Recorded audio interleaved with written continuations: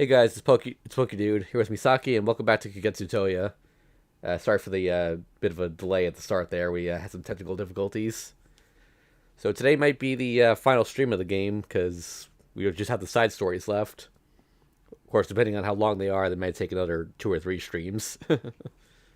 Anyway, let's get started. Toya, production notes.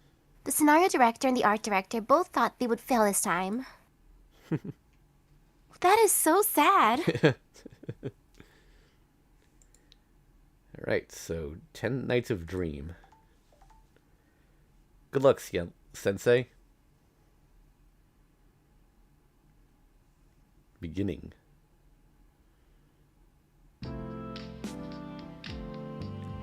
I don't know who's talking.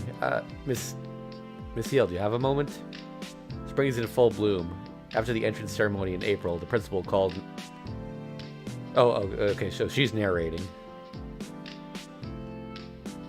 The entrance ceremony in April. The principal called me.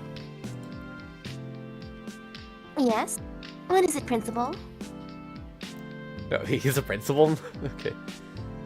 Yes, I have something of importance to say to you.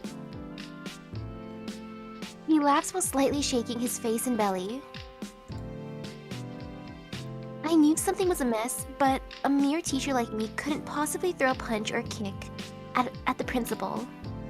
You see, we haven't finished dividing up the incoming freshmen into classes. We have quite a few special cases this year.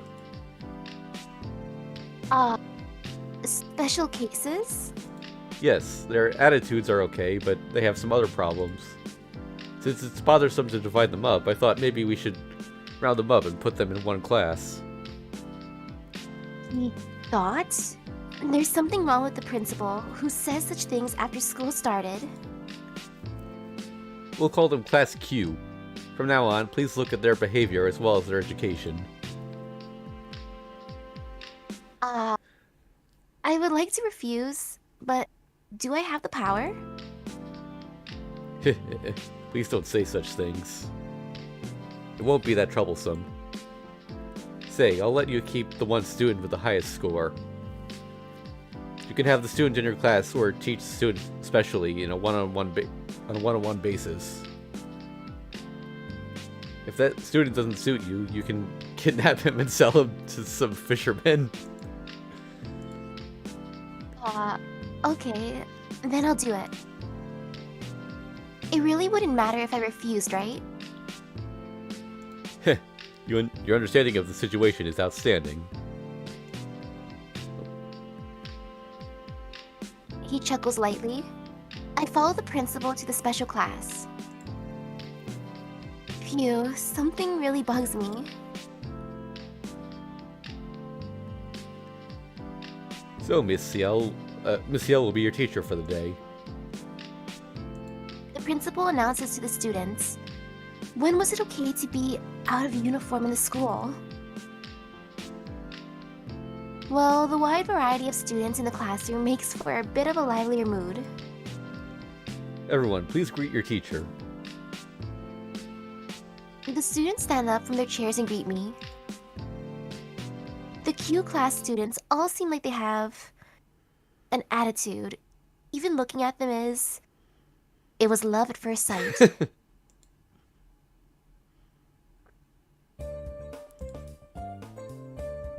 I think that's Mr. her. Principal, Mr. Principal.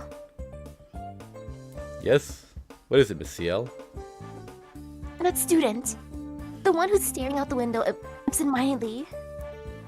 Who is he? Ah, yes. His name is Tonoshiki.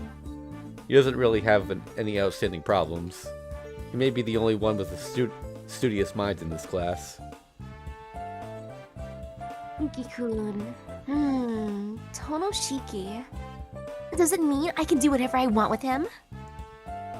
Well, that's if he gets the best grade on the tests. I'll leave the content up to you, so please do your best.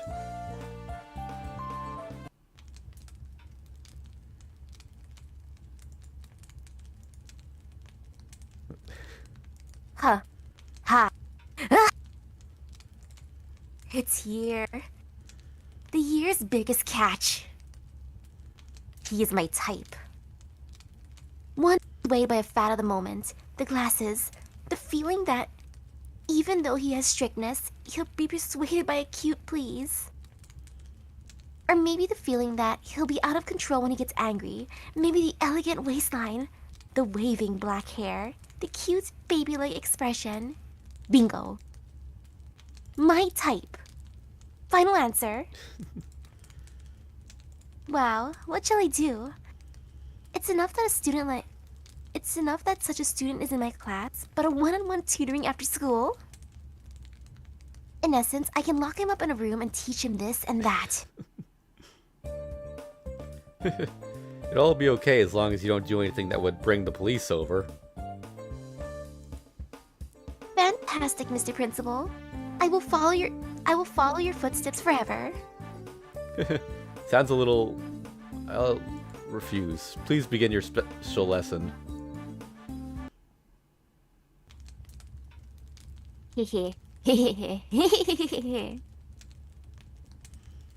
I'm heating up. 25 years of teaching. Now my reward for all those years has come. Wait just a moment, Tono-kun. This time I definitely won't lose to that vampire.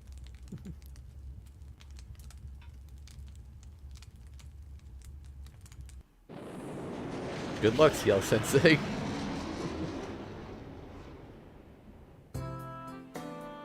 Then I'll explain the rules. Ms. CL will test their common knowledge today. Do as you normally would and give them some questions. The content will be left up to you. The one with the most correct answers by the end of the day will be the class representative of Class Q. Also, there will be 3 chances. You can dismiss those who get 3 answers incorrect.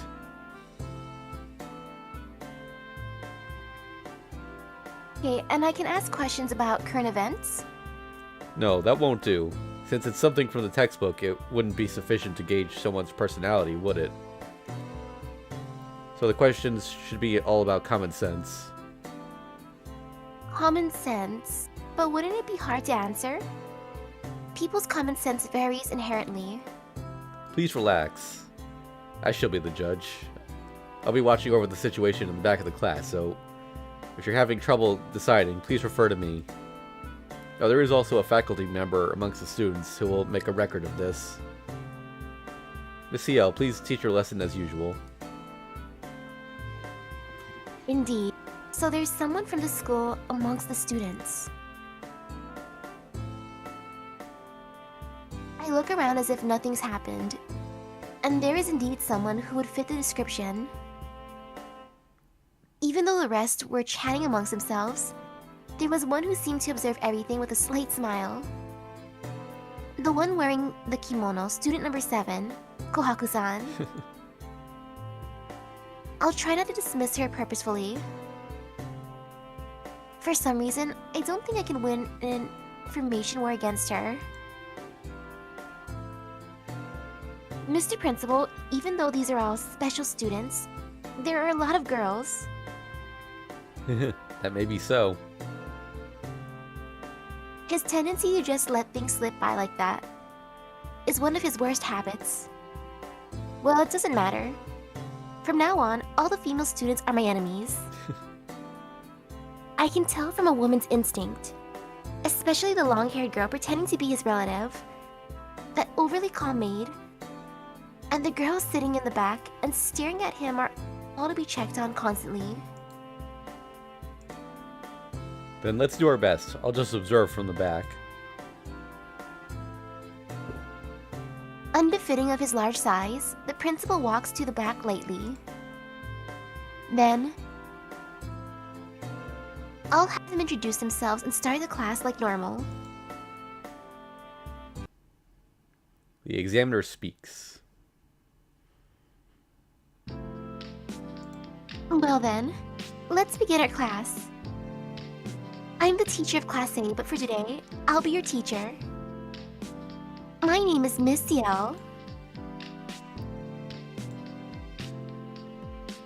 Young teacher. I think this is Shiki now.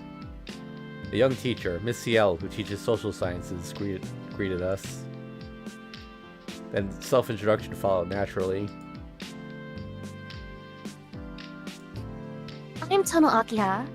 I transferred from Asagami Private Middle School.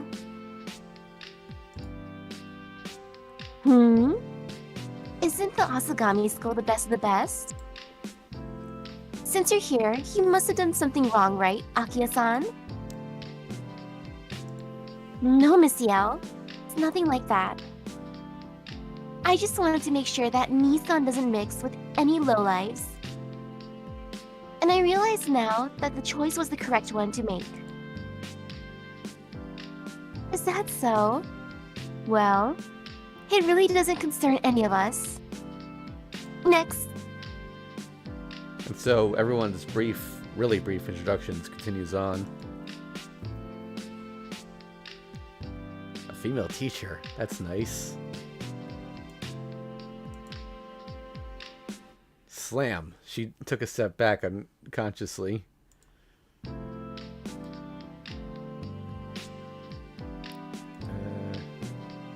think that's CL. Maybe? What? What is this? I was wondering who the old mister was, but it's Ryosuke. You entered this high school too? Or maybe that was Shiki. I'm honestly not sure. I'm not even sure if Shiki's narrating, honestly. Of course, I'm the leader of Clan Ouroboros after all. If I don't get accepted by such a school, I wouldn't be setting a good example for my comrades, would I? Ryosuke chuckles. I met him while I was out during the night. Ouroboros gang's leader. Never to be messed with during the night. Blacklisted by many convenience stores. He always buys things over 10,000 yen and pays it all with 1 yen coins. That's a dick move. Since it's not a criminal act, the police can't do anything about it either. The student at the front seems to have overheard my conversation with Ryosuke. Okay, that's so much Shiki. I turned around. Heh. As I thought. I thought he was here too. What? I thought there was someone overtly melancholic with a coat, but it's just you, Nero Joe. Was a rumor that you would be the heir to a kingdom in Hokkaido just a lie? No, that kingdom's already gone under. Even if it withstood, I wouldn't be able to stand it because of its cold weather. So I chose this school, which happens to have the biggest animal club. I thought it'd be a good change of pace. He speaks as if nothing were out of order. Met him on my nighttime stroll, too. He likes so many different types of animals. It's rumored that he collects rare animals from all over the world. Okay. Next, student number 17, Tonoshiki-kun. Oh, okay. I stand up, ignoring Ryosuke and Nirojo, who started doodling knots and crosses on their notes.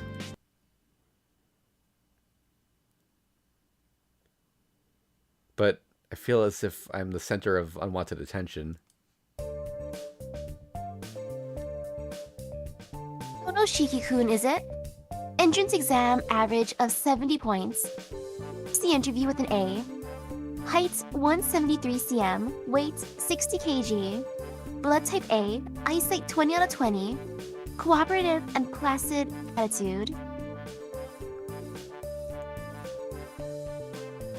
The CL reads my information thoroughly.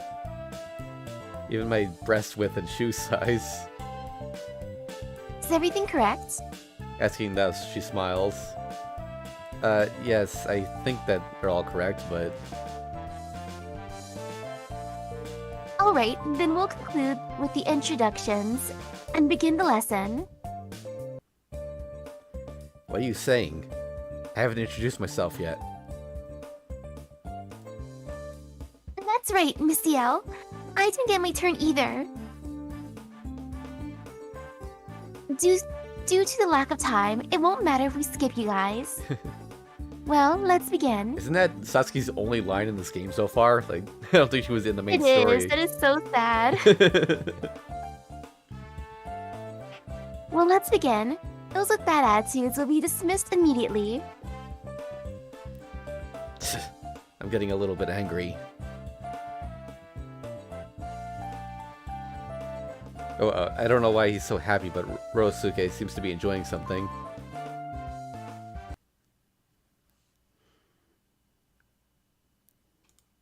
Well then, let me hand out the books. It's not the textbooks, so don't mind them too much. Okay, let's see. Who'll have the most trouble with this job? Hisui-san, please hand these out.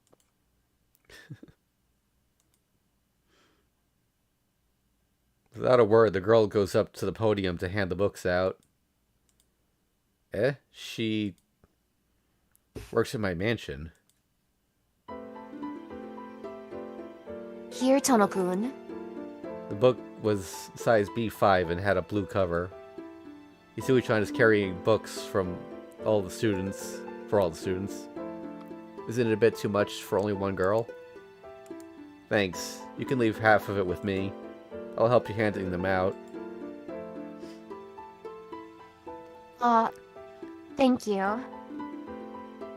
Hisui-chan bows respectfully and leaves half of them on my desk. Hisui-chan, no talking with others. Don't pretend to be weak and delay the lesson. Miss Ciel strikes. Humph. Hisui-chan hands out the books rather roughly.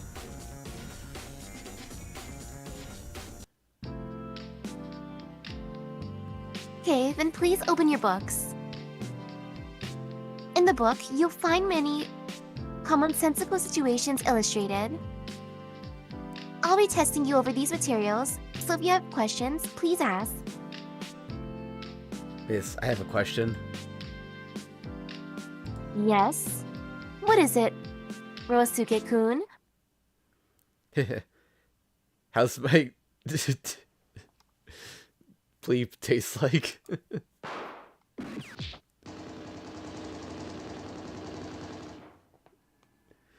Ryosuke-kun goes flying.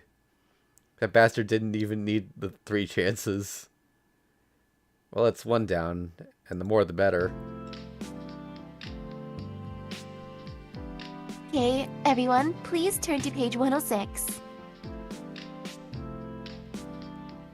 Let's think about... Oh, no, it's... Oh, let's think about what the main character's thinking about during the second day, version Impulse 2.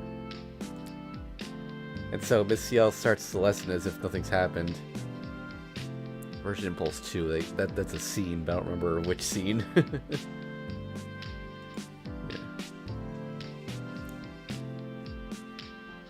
I think, actually, that's the second day of Tsukihime, she means, I'm pretty sure.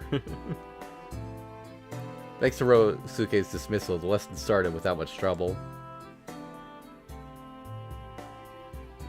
Miss Ciel, on page 12, Endless Stone, a heroine disappears. What happened? And does it explain anywhere how the vampires came to Japan?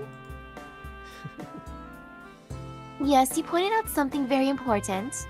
Normally, a vampire can't cross the sea. Since they're weak against sunlight, they can't simply take a ship or an airplane. So in these cases, yes, Nirojo-kun? Maybe they use the advances in technology. It seems very plausible for this vampire who appears until the Black Beast episode to utilize a ship or an airplane. Is that so? But then he has no idea when he'll be out in the sun. And since airplanes fly over the clouds, wouldn't that be even more critical to him? Those worries are unnecessary. A vampire who hasn't conquered sunlight won't come out of his own territory. If he wants to cross the ocean, he must not be influenced by sunlight. If that is so, he won't have trouble. But Nirojo-kun? What about the blonde vampire? I don't think that one has the common sense to use a plane or anything of the sort. Blonde vampire? Oh, Archway. Archway? Right. Yeah. I don't know. I forgot about her all of a sudden. I strongly agree. What do you think of her? You guys underestimate the princess's knowledge. She understands the structure of human society. You can tell because she rents a mansion to use as her base of operations. Ah, I see. That she flew by plane to come to Japan too? Probably. But I think that her natural method of transportation is by teleporting. As a spirit with free will, the princess can move anywhere in this world. It would be better to describe it as teleportation. Even though sending the matter that makes her up to a different place takes only a few moments, reforming it into her form probably takes a long time. And if the particles of the place are scarce, then reforming would probably be even more difficult. Ooh, the students applaud. With this, Nerojo answers for the 9th time. He definitely has the best record in this class. Yes, you answered well, Nerojo-kun. The CL congratulates him, but its smiling face is somehow giving me goosebumps. Then everyone, since it looks like you have read most of the book, I'll ask questions from now on. If you want to answer, please raise your hand. Sometimes I'll call on you, so be prepared. Yes, answer the class Q students. It's just starting.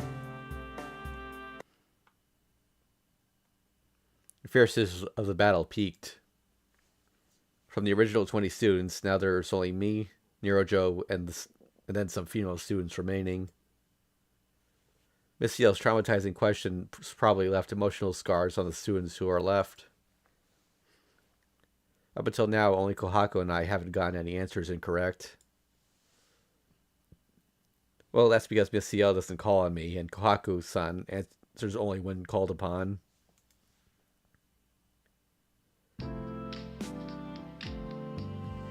The ones left, Akiya-san, Hisui-san, Kohaku-san, Yumizuka-san, and finally, Nerojo-kun and Shiki-kun.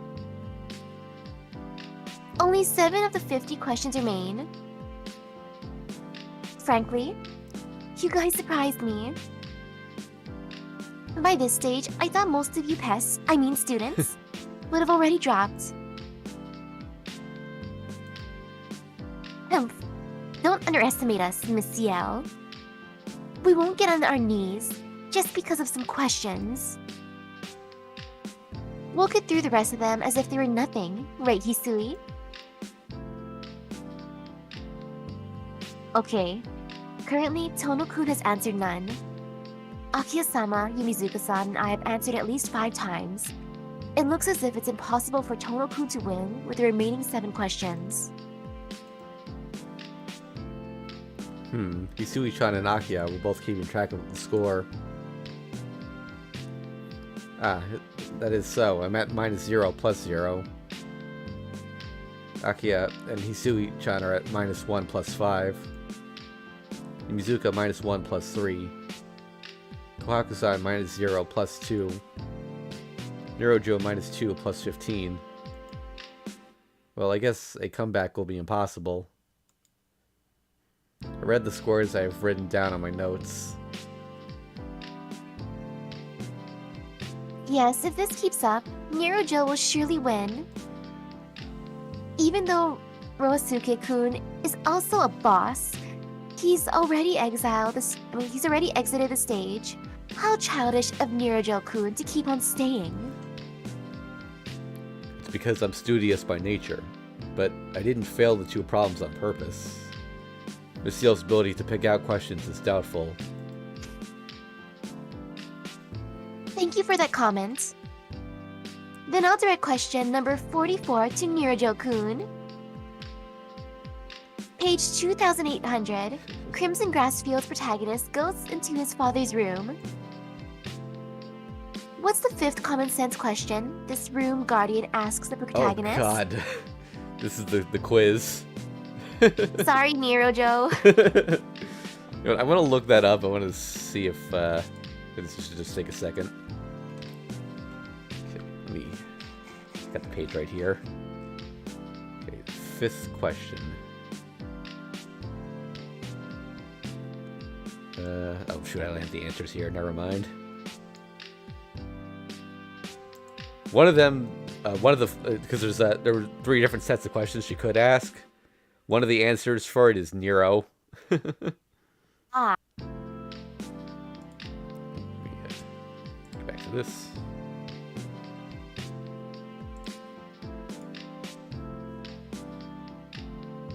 Wow, Miss Ciel is such an impossible question.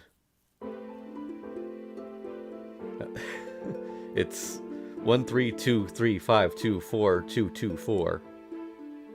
That is not one of the answers, but yeah. Maybe 3323131521. Or maybe 3414534512. Nero-Jokun, what are you talking about?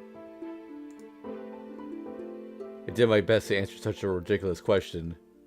Is there a problem? Nero-Jo leans back on his chair arrogantly.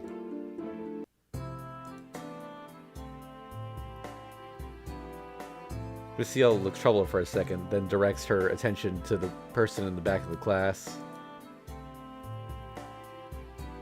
Principal, your verdict, please. It's a pity, but Nero-Jo's answer won't suffice. If your readers got stuck on this question too, you would do well to make note of it. Maybe my digits were off. He leaves the scene cleanly.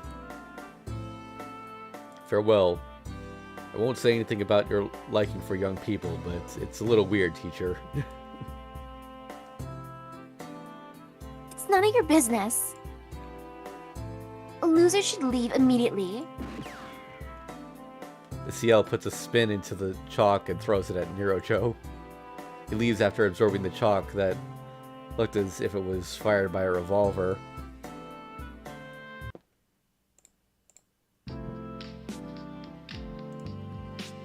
Well then, as a fresh start, the next question. This one, Yumizuka-san. And in Inversion Impulse 2, in Inversion Impulse 3, the protagonist's classmate turns into a vampire, no? Yes, that is so. Then here's the question. This extra who didn't know her place was rumored to beat even the heroine in the popularity poll. With such a rumor, many thought that there was even a scenario of her own in the main game. But what was the truth of the matter? Amazing. Miss CL. She hits Yumizuka with her special attack. It was... Even though she wants to answer, she just can't. Well, that's normal, seeing how her own existence depends on her answer. I can't hear you, Yumizuka-san. And then Miss CL goes in for another strike. Sachin, who can't suppress her own feelings of injustice. And then... That... I don't know. Till she puts her pride foremost. Ooh, if you can't answer, then it'll have to be a negative point. Fine. My appearance is more important than answering such a question. That's a side of Sachin I haven't seen. CL, I have a question. Isn't this a fun disc? I heard a rumor that instead of a boring senpai, a melancholic and unlucky girl would take the main role. But why doesn't she make an appearance? I think that's a mistranslation. I think that's supposed to be fan disc. That's Both this and Plus Disc are considered fan discs, like bonus content in addition to Tsukihime. So, she's breaking the fourth wall, basically, but...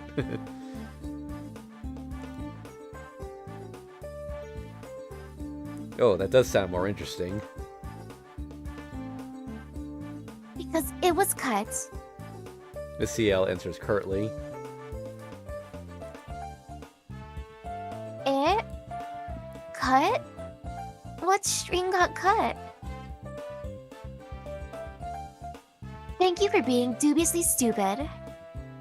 But that extras route is cleanly cut out.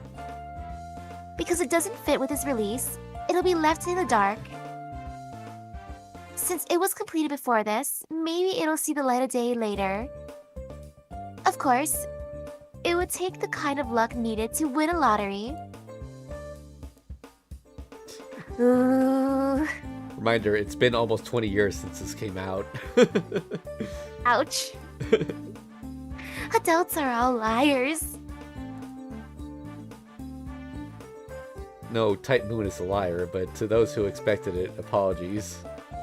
Frankly, it felt as if our intestines were being cut too. I can't accept that. You're horrible, Mr. Principal. If you're gonna make 7 of these stupid episodes, it would have been okay to put my story in too. Sachin runs towards the principal in the back of the room. The principal just puts on an understanding smile. And then... "A cut is a cut!" he shouts.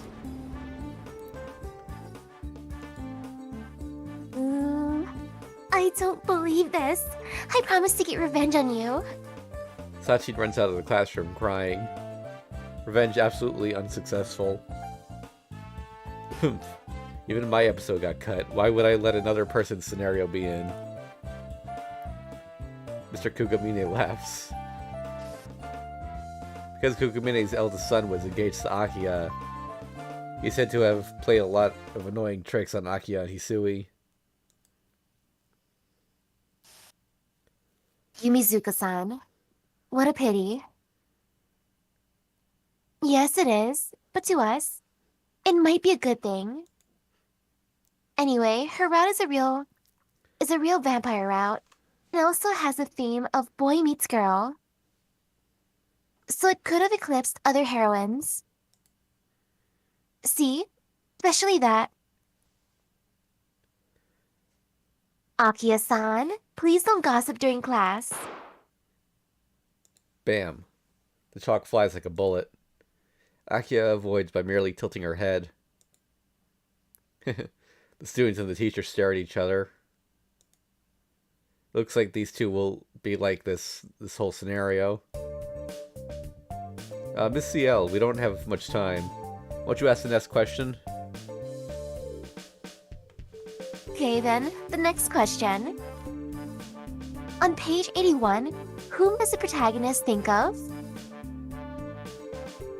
If one were to suppose that this playmate of his, in his childhood days, were his first love, would the first love become true? The air becomes really heavy. Akiya, Hisui-chan, and Kohaku-san all observe each other as if waiting for the next move. But this is Miss CL's trap. Even though first love could become true, it would not be likely that the principal would approve of such a thing. Hisui stands up. Even though she knows the truth. His first love will definitely become true. Hisui-chan answers. Kya! Then it won't be interesting. The rage of the principal. Tisk. Hisui-chan quietly sits back down. Yes, it's a pity, Hisui-chan. I was a little touched, but there's no way to go against the principal's decision. One more wrong, and you'll be dismissed, Hisui-chan. Yes, I know. Then continuing with the topic of the protagonist and the little girl, the relatively germophobic protagonist has two maids with him. A-san who cooks well and B-san who cleans well. Then, which would suit the protagonist better? Ugh. Misui-chan gulps. Even though she needn't have answered, she takes a deep breath and... Personally, I think B will be better. And so she falls straight into Miss Ciel's trap again. No, that won't do. The protagonist is germophobic. So A-chan, who can cook well, would suit him better. They would complement each other more. Misui bows her head silently. So there are only 3 left now. Me, Kohaku, and Akiha.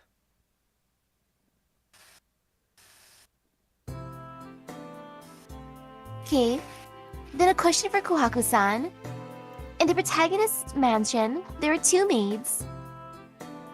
How much is their salary?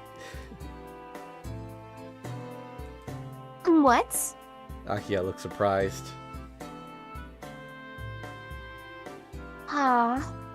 That's an uncomfortable question. There are no references to the question in Tsukihime. Of course, I can't tell Nissan such a thing. If I say there is no set salary, he'll treat me like a monster or a demon. Akiha mumbles. But if that's the question, I'll answer it. I didn't tell Akiha-san, but their salary was set by Makihisa-san. If they were ever to leave the mansion, it would be enough for them to live comfortably. The amount is XXX. When they leave the mansion, they'll open a classy tea shop somewhere. XXX? That much? Both of them? Akiha, Miss Ciel, and I are all surprised. Yeah, please keep it a secret from Hisui-chan. Wow, Kohaku-san clears a question even Miss Ciel didn't know the answer to.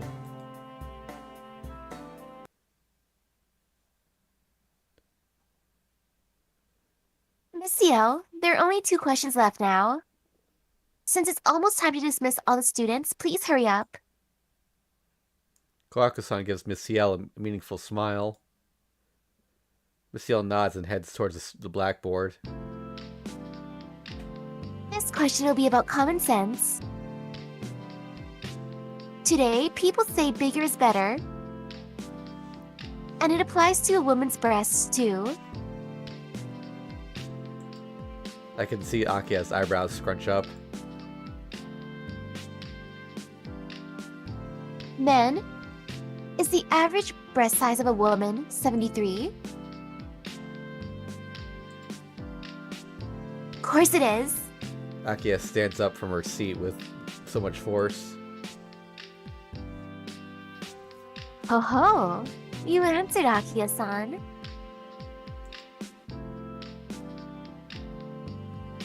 Then let's ask Mr. Principal in the back. Mr. Principal, is a bust size of 73 the average? I have no idea. Miss Ciel, Akiha's focus turns towards the principal. He smiles as usual and then... Ha! He turns away as if he just heard something unbelievable. Yugamine? That just now? What's the meaning of it? It's useless to threaten the principal, Akiha-san.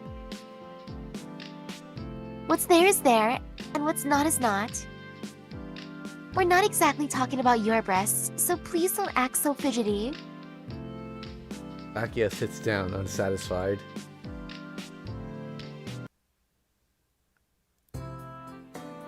Okay, now it'll be over with the next one. The long day is about to come to an end. Well, there were a lot of questions about the protagonist. The last question will be about his little sister. The protagonist and the sister are siblings, but they're not related by blood. If this is the case, can they marry? There's no need to even answer that. Of course they can marry. No, they should marry. Akia stands up with a fiery aura.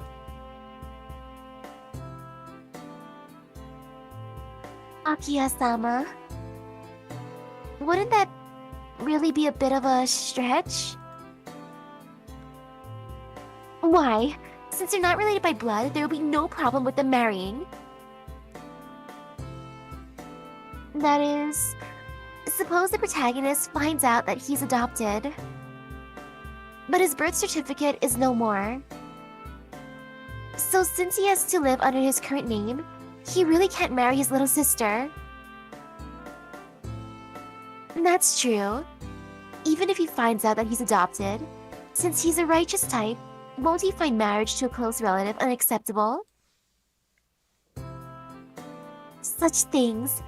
Even though Nissan refuses, I'll take him to the wedding on a leash. No matter what anyone says, nothing can bother two people in love. If the love is pure, even God will permit it. I understand Akiya-sama's feelings well, but we're discussing what's right and wrong. And God isn't the one to decide.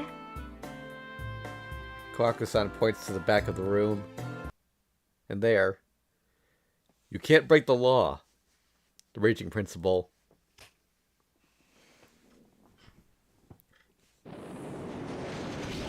And... Wait, but who won in the end? oh, no, it's still going. Okay. Okay, then the lesson ends here. Don't... oh, this, Tono-kun bows for the end of the class. Kohaku besides him bothers me. But it'll only be for now. Good job, class. Looking at the results, the best student is Tono Shiki-kun. Shiki-kun will transfer to the Class A tomorrow morning, so if you will. After taking him to the social studies room, I'll ask him this and that. Since he just came to high school, he probably doesn't have a lover. But I still need to do my best to fend them off early. ah, Miss Ciel. Yes? What is it, Tono-kun? Kawaku-san answered my, many more times. I didn't even participate in the lesson. Kohaku-san nods in acknowledgement. No, Kohaku-san doesn't matter. There was a faculty observer among the students, and Kohaku-san is that person. So Kohaku-san's grades don't matter. Surprised... oh. Surprise Shiki-kun. Even his surprised expression is lovely. No, Miss Ciel. The truth is... I don't know anything about this faculty observer. Kohaku-san and Shiki-kun almost simultaneously say that. Eh? That means... Mr. Principal? I did tell you, didn't I? It's not good to just follow someone your whole life. Did you really think that a normal kid such as Tono-kun would get put in Class Q?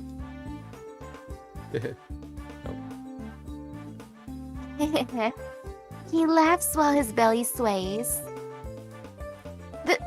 Then that means the student I'm getting is not Tono-kun, but... Yes, it's me, Miss Ciel.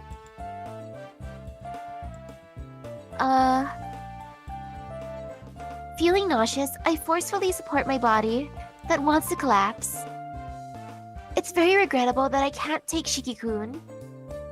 But the new term has only just started. Now that we've at least met, I can develop this relationship into other things. Tono-kun, you see? Hey, Principal, is this Class Q test done? At that moment, the voice of someone who hasn't made an appearance this whole time. Ah, okay. But Miss Arcade. Shiki-kun's face turns red. Yahoo! Good job being the faculty observer, Shiki. Ah, stop, we're at school. It won't look good if you cling on so much. Even though he denies it, he looks pretty happy. What are you two doing? No. Arcade is my acquaintance, or something like that. Well, we did that too. So it's not much use trying to hide it. Plus, the principal allowed us to. The principal? Yeah, so Shiki's mine. We're going to go out to play. Don't bother us, Ciel. Arcade cling. Oh. Arcade clings onto Shiki-kun's neck. Wah! Stop it. Really, Oh stop? no, that's wow, stop it. Really, stop. Thank you for your lesson today, Miss CL. Arcade coworker, rival teacher, is my lifetime opponent. She took away Shiki-kun. And behind them is Kohaku-san, who smiles as if pathetic. And also the principal, who smiles as if he really is happy.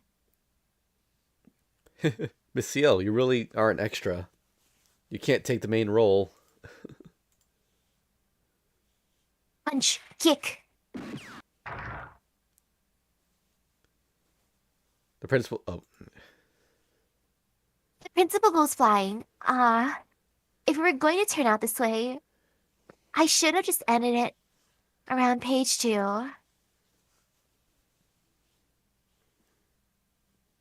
Ooh, it's too cruel. I'm always an extra. Was I born to be so? Can I never be the main heroine? I collapse involuntarily. What are you talking about? You have your own points of attraction.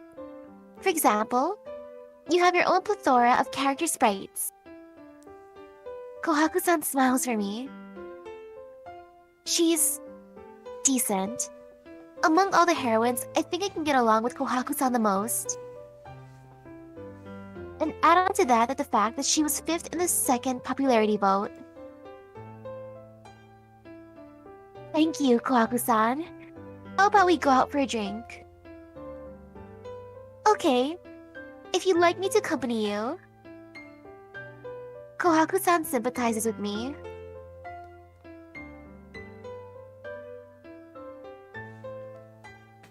Let's go to the meeting room. There's a lot of beer there.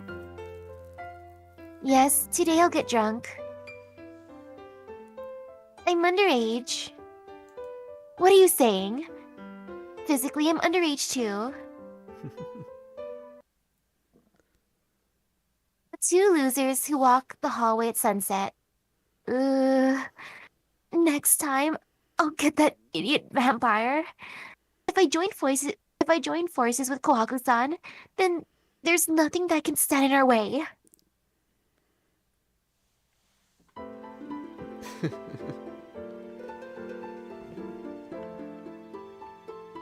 That's actually pretty cute. Sio and Kohaku, I never thought they'd end up as buddies here. Yeah. What a roundabout way to try to get along with Shiki, though.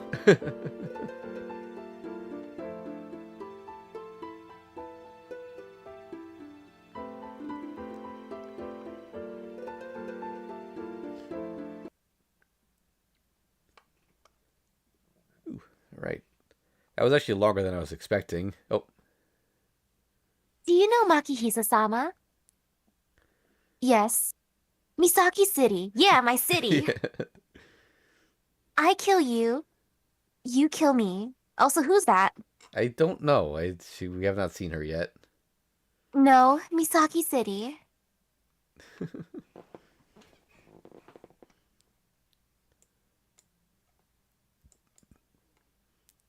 It's the first time we've actually seen the city's name mentioned. I think that's it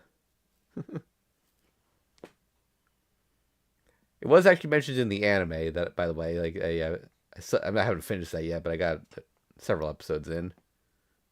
Ooh, Still terrible, but so yeah, story for the evening.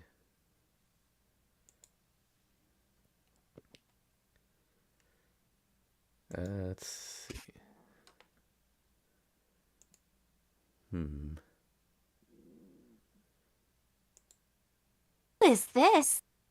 Yeah, I'm trying to figure that out. Okay. And hair clinging to the back suggests it's either Roa or a girl. So I don't know if you want to just take over first. Okay, my hair clings to my back. Perhaps I have just grown used to this waiting, but lately, I often find myself feeling down because my mind is filled with dark anxiety. I cannot even manage any wishful thinking. Something whispers to me that I long ago lost the person I wait for, and that this warmth that lingers in my breast is just an illusion. Well, in that case, I might as well take this burdensome hair and cut it all off, I think. The way things are now, I think that might not be a bad idea after all. A story for the evening.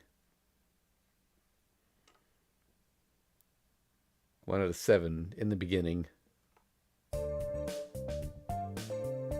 So, I returned to the school Okay, dormitory. I think it's Akiha. January 8th. The first 3 days of the new year passed in a dull haze, and then 5 more days until this day, the day of the dormitory opening, finally arrived. I am not fond of these first and last days of the changing calendar. It seems like not just the temperature, but the calendar too has frozen solid, as if the march of time has slowed to a snail's pace. To my impatient self, this dullness affects my temper. One gloomy sigh. The winter break, that felt longer than the entire summer vacation, still has 2 days remaining. Ignoring Kohaku's, Boko, and Hisui's wordless suggestions to remain on the estate until the opening ceremonies, I returned here to the dormitory as soon as I could. One reason was truly unlike me. The person who should have returned did not come back. It wasn't that idle time was painful, but rather that I grew to hate myself for becoming used to that idleness, and thus ran away to this place where the person I wait for could not be expected to appear. How truly unlike myself. Walking down the moderately new, but still old-fashioned hallway. Asagami Private Girls Academy has counted 50 years since its founding. This dormitory has counted about as many. The school buildings were renovated years ago to give the appropriate outward appearance for a noted boarding school, but this dormitory yet maintains the same wooden construction that it had 50 years ago. Although that too was true only until last year, and now the reconstruction of this dormitory proceeds bit by bit. During this winter break, the dormitory started being rebuilt from the first floor up. By summer, reconstruction will be complete, and I suppose that will be a farewell to the old building. Asagami Girls Academy generally requires its students to live in the dormitories, so most of the student body has lived here. Surrounding the dormitory is a grove of trees. Because that grove is basically a high encircling wall, there are only 2 gates of any size that allow passage from the grounds to the outside. Engraved on the main gate is the phrase, "Abandon all youth, ye who enters here." A phrase which I think I have heard something similar to before. The truth of that phrase is made obvious by the end of the second day in the dormitory. The staff, who are never seen to crack a single joke, may seem quite capricious at times. But of course, that graffiti was carved by some graduate. After exchanging greetings with a number of other students in the halls, I arrive at my room. Student council and student government members with tasks start working today. So there are students scattered throughout the building. Additionally, there are no small number of students for whom being at home is unpleasant, and who have fled to school. Because of that, I thought my roommates would have returned today, but Soka and Anepin's bags are missing. So the two of them haven't come back yet. Hanepin hates going home, and was boasting that she would spend the entire break hiding out in the dormitory. But since I don't see her, I guess that means she was found out and forcibly sent back. I pulled myself together because I'm skilled at getting along myself.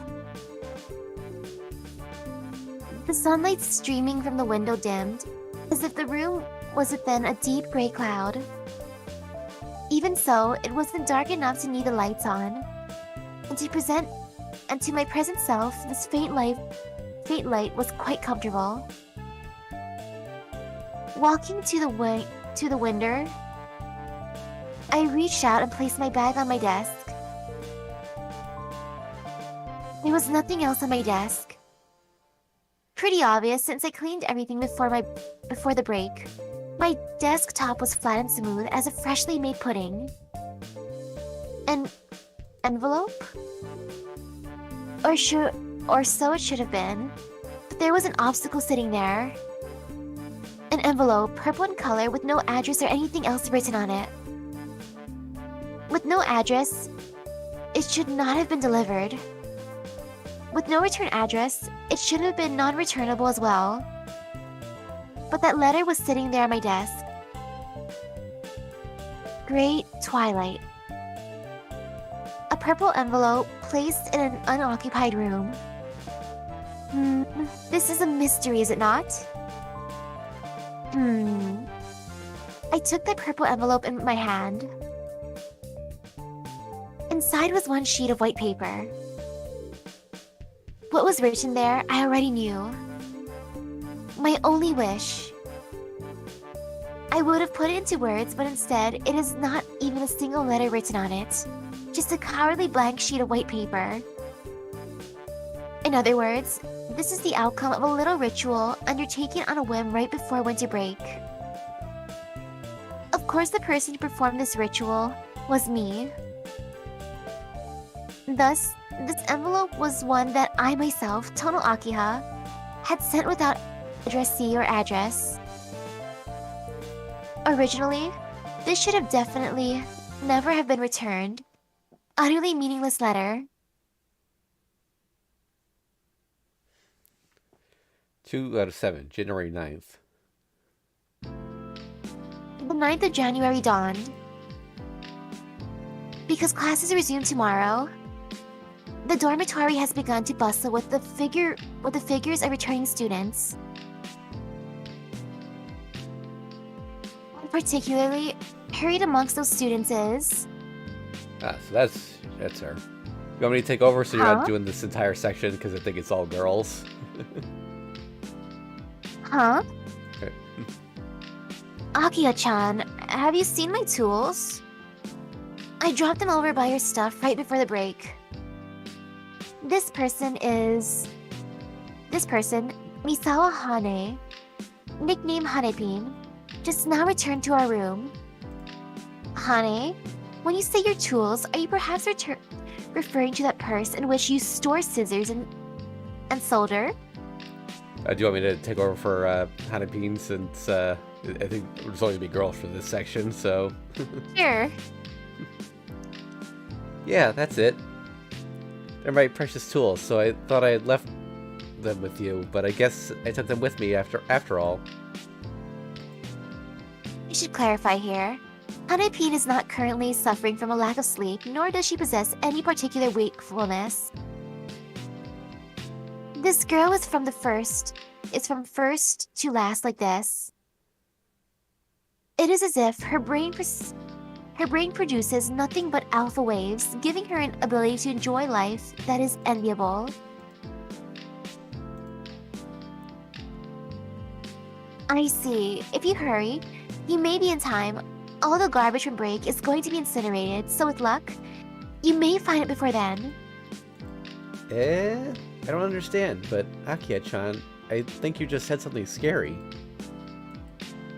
Not really. It is simply that if I saw some unfamiliar bag atop what should have been my neat and tidy desk, I would have thrown it in the trash. Wow, that really is scary. Seemingly unhurried at all, Honeybee tilted her head. Then, right now my bag should be in the incinerator? If your luck is good, should it be poor, would it not already be rising to the heavens? Wow, Akia-chan, you've gotten even meaner since you got back. Ah, I know. You got dumped when you went home, didn't you? Yes, that's exactly right. However, Hane, is this alright? If you leave now, you still may be able to make it in time. It's a waste, but that's alright. During the break, I bought myself some new tools, so that fourth generation can rest in peace. Relatively quickly surrendering, Hanepin returned to sorting out her baggage. Hane, I think you already know this, but do not place your belongings in my space or Soka's. Yeah, I know. Hanepin responded, even as she started to lay out her clothing on Soka's bed. As to why she put her bag on my desk anyway. It's because her desk always looks like this. Oh, Raggedy Ann, that's, this really is from 20 years ago. Doing her homework on it at night is one thing. As is sitting before my desk and sighing, Akia-chan's desk is so nice and clean, but sometimes she simply uses it as a place to drop her stuff. If some strange bag is dropped on my desk, then obviously it would be thrown in the garbage.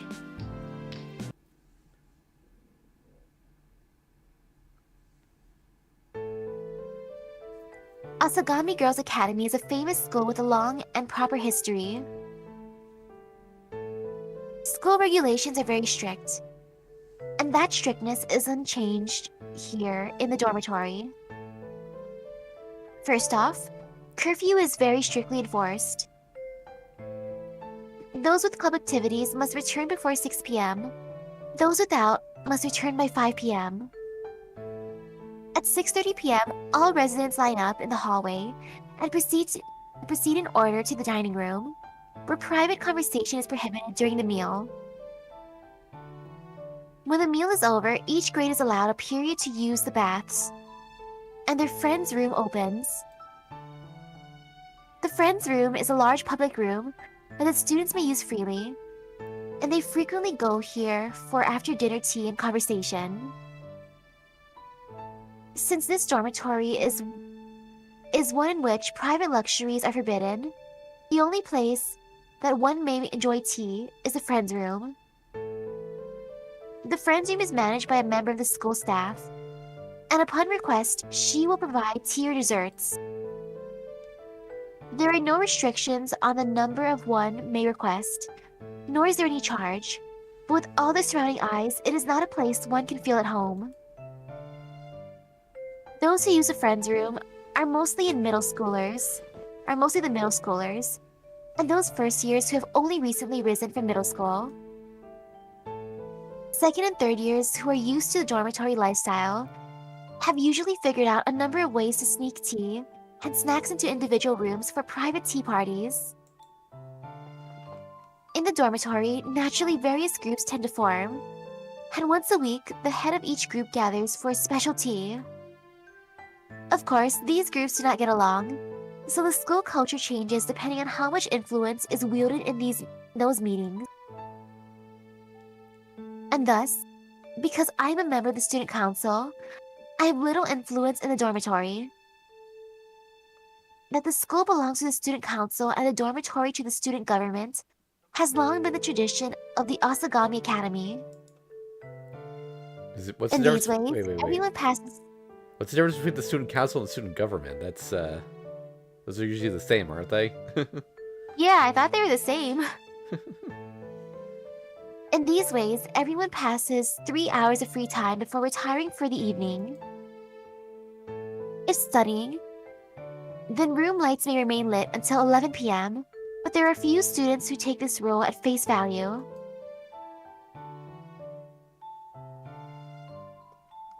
Dormitory rooms are assigned at 3 people to 1 room. There are special exceptions to these assignments, and the highest ranking students, the group leaders, have a single rooms. Those so chosen are thought to have special privileges, and this is one way to show them in this small world of the school. Last year, for only a few weeks, I was transferred to another school. Unlike the Asagami Girls' Academy, school was not another academy sealed away from the outside world, but instead a typical public school. Yeah, so I guess that's how things went canonically with her and going to the other school. She was only there for a few weeks, though. Yeah. That unled, unordered, and muddled atmosphere was not something I liked, but neither did I dislike it. Compared to that school, Asagami's unusual, no. Anachronistic. Anachronistic status was made plain to me, and because of that, I had largely lost interest in the influence battles within the dormitory. Oh yes, this may be a digression, but a cafeteria where students may decide what to consume, or vending machines where one may acquire a drink at any time, absent from Asagami. Those things may be convenient, but their lack is no particular inconvenience. Perhaps I too am anachronism. After all, I am fond of this environment.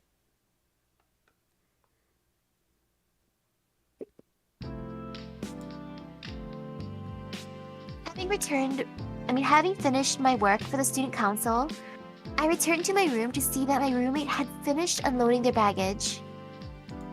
I'm back. I see you have returned as well, Soka. Oh, that's Soka. Okay. I guess I can do her too.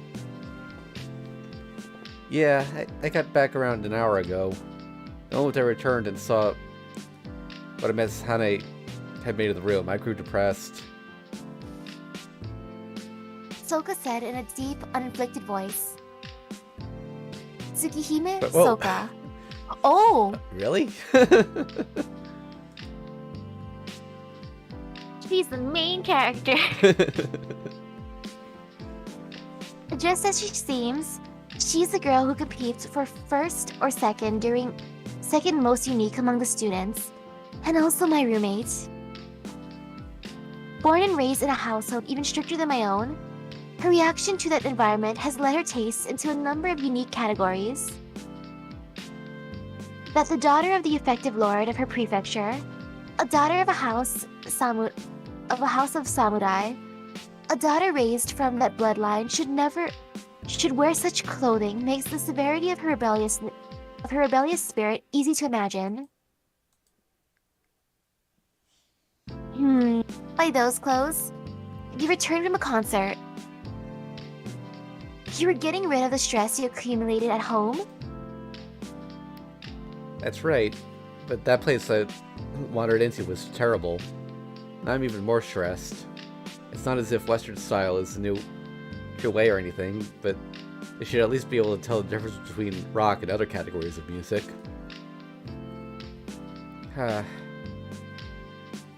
Soka gave another gloomy sigh.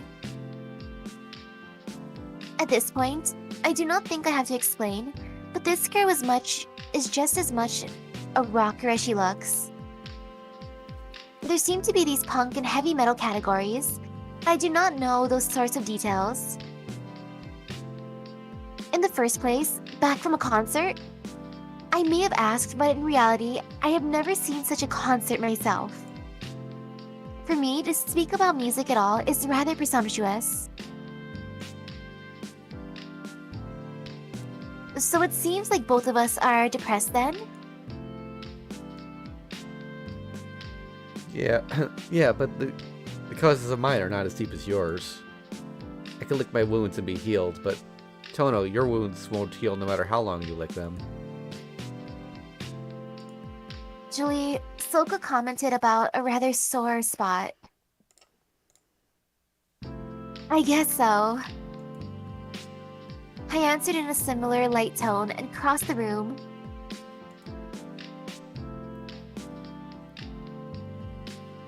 Sitting in my own seat, I pulled out a roll of surgical tape.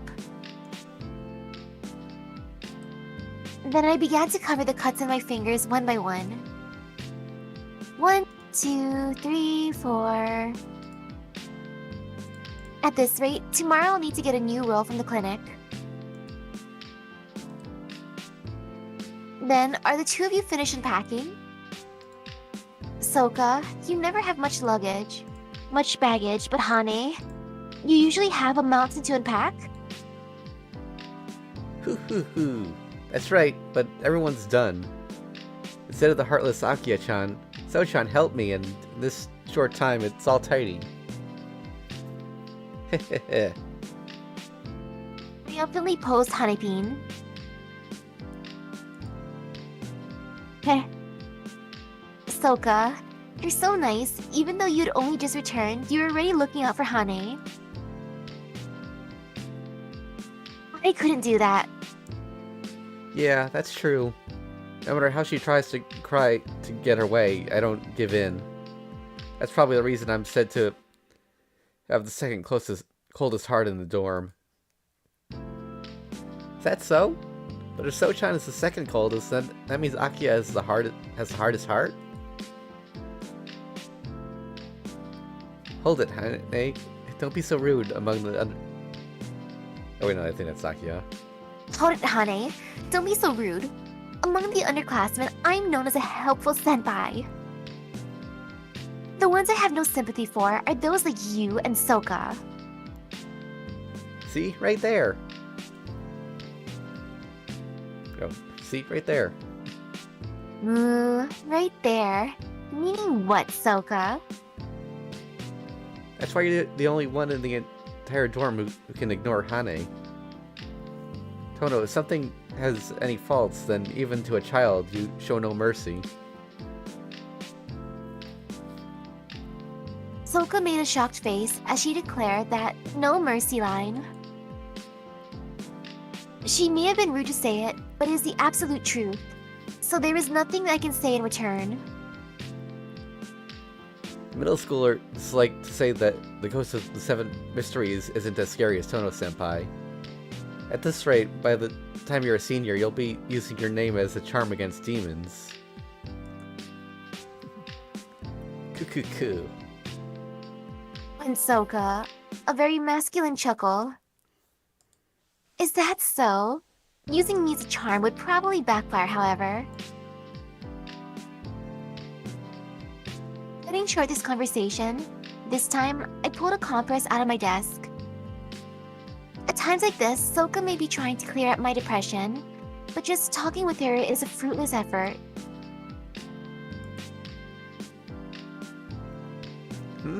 That reminds me. I had something to tell you when I saw you, Akiya-chan. Went Hanepin as she worried over some thought. However, She's doing it again. Hane's forgetfulness is nothing new, so if you pay any attention to her, you'll be waiting till the sun's risen. Soka said quite truthfully, while otherwise ignoring Hane. I was busy with treating my cuts, so when she's calmed down a bit, I might listen to Hane. By the way, Tono, what have you been doing? You can't tell from looking. I've been treating my wounds. I can see that. What I'm asking is where you got those cuts. Does this mean another battle in the dorm's pecking order is coming to a head? Soka looked relatively serious. I guess to her, the Tono Akiha that quarrels with the upperclassmen is thus: one involved in deeds Sorry. in deeds of daring and cruelty. Of course not. You're utterly wrong, Soka. If they had that sort of courage to begin with, then during the elections, I would have seized control of the student council. That's the truth. With a chuckle, Soka withdrew her guess. Eh? Why would the upperclassmen acting like bitches help Akiya-chan? Normally, wouldn't it hurt to get into a fight? Yeah, normally. But Hane, is Tono normal? She's not very open, but she's a good girl, you know? Am I doing a good job differentiating these two? I don't have a lot of practice doing a girl voice. For a moment, both Soka and I stopped breathing. When people say this dorm, say, Hanepin has no equals, this is exactly what they mean. In the dorm's power struggle, Soka and I are amongst the strongest. However, when faced with Hanepin, even the strong lose all malice. Well, yeah, maybe. But you know Tono is more hot-tempered than most people, right? That's why if someone else picks a fight with her, she'll beat them to a pulp. Understand? Oh, I get it. Akiya-chan won't stop until she's satisfied, even if her victim is begging. See? But Tono isn't foolish enough to start fights herself. She isn't afraid of rough politics, but should it come to that, she's got to keep the conflict underground. Gives a semblance of peace, but the facts are so muddled that figuring out the real situation is a pain. It takes too much time, and until some sort of peace treaty could be reached, there's neither a victor nor a loser, which makes this hierarchy too difficult to understand. That's still, whoops. Oh. Yeah. It takes too much time, and until some sort of peace treaty can be reached, there's neither a victor nor a loser, which makes the hierarchy too difficult to understand. That's the reason that, although Tono would have won, she's not the student council president. Akiya-chan is the vice president, right? Right. Tono's been opposing the high schoolers ever since middle school. That was all just to tempt them into coming after her after she entered high school.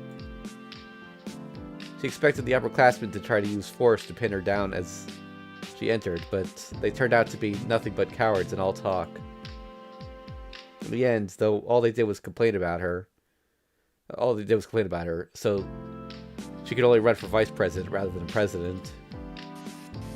Why is that? If the upperclassmen weren't going to stop her, why didn't she run for president? That's because until they did something, she couldn't force that much of a transition of power. A power struggle is a savage but easy to understand relationship. Using straight conflict rather than propaganda and innuendo to snatch control would result in fewer future problems. That's what Tono was trying for, but the underclassmen just kept dancing around the fight. And even now, keep up the backbiting. Right? Soka's eyes, as she glanced at me. Annoying. When she says it that way, it makes me sound like the most malicious one of all. All she said was true though, so I can't object. So I gave all my attention to treating my wounds. I pulled up my uniform and began to deal with my throbbing hip. I could feel Soka's shocked stare. So even hell freezes over, huh? Well, it doesn't bother me, but don't go around showing those sorts of wounds in front of the underclassmen. If you destroy their image of the invincible Tono-senpai, then next year you'll have no power in the student council. It'll all be your own fault. Soka shrugged and turned a highly exaggerated shocked look towards me. How heartless, Soka. You can see from this red skin that your roommate is suffering, and yet you act like you don't care. Are you not even concerned over how I receive such injuries? Crossing my arms, I glared at her. Soka quickly responded, No. this time in her normal tone of voice. If it were someone else, then I might be concerned, but for you and Hane, it'd be pointless. Me, I'm more worried about the person that hurt you. I'm just asking as a friend here, but you didn't kill them, did you? Hold it, Soka. How can you say that with such a serious look on your face? How rude! I would never do something so uncivilized. There wasn't even anyone to retaliate against. I received this bruise when I tripped, that's all. Soka gave an inaudible what? And a truly surprised look, as if she'd seen a ghost.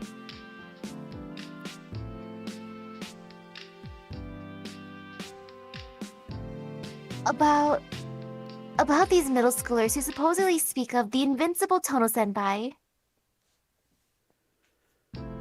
Perhaps the one that believes that the most is Soka herself? Is that true? Akio-chan, are you alright? Suddenly, Hanepin hugged me.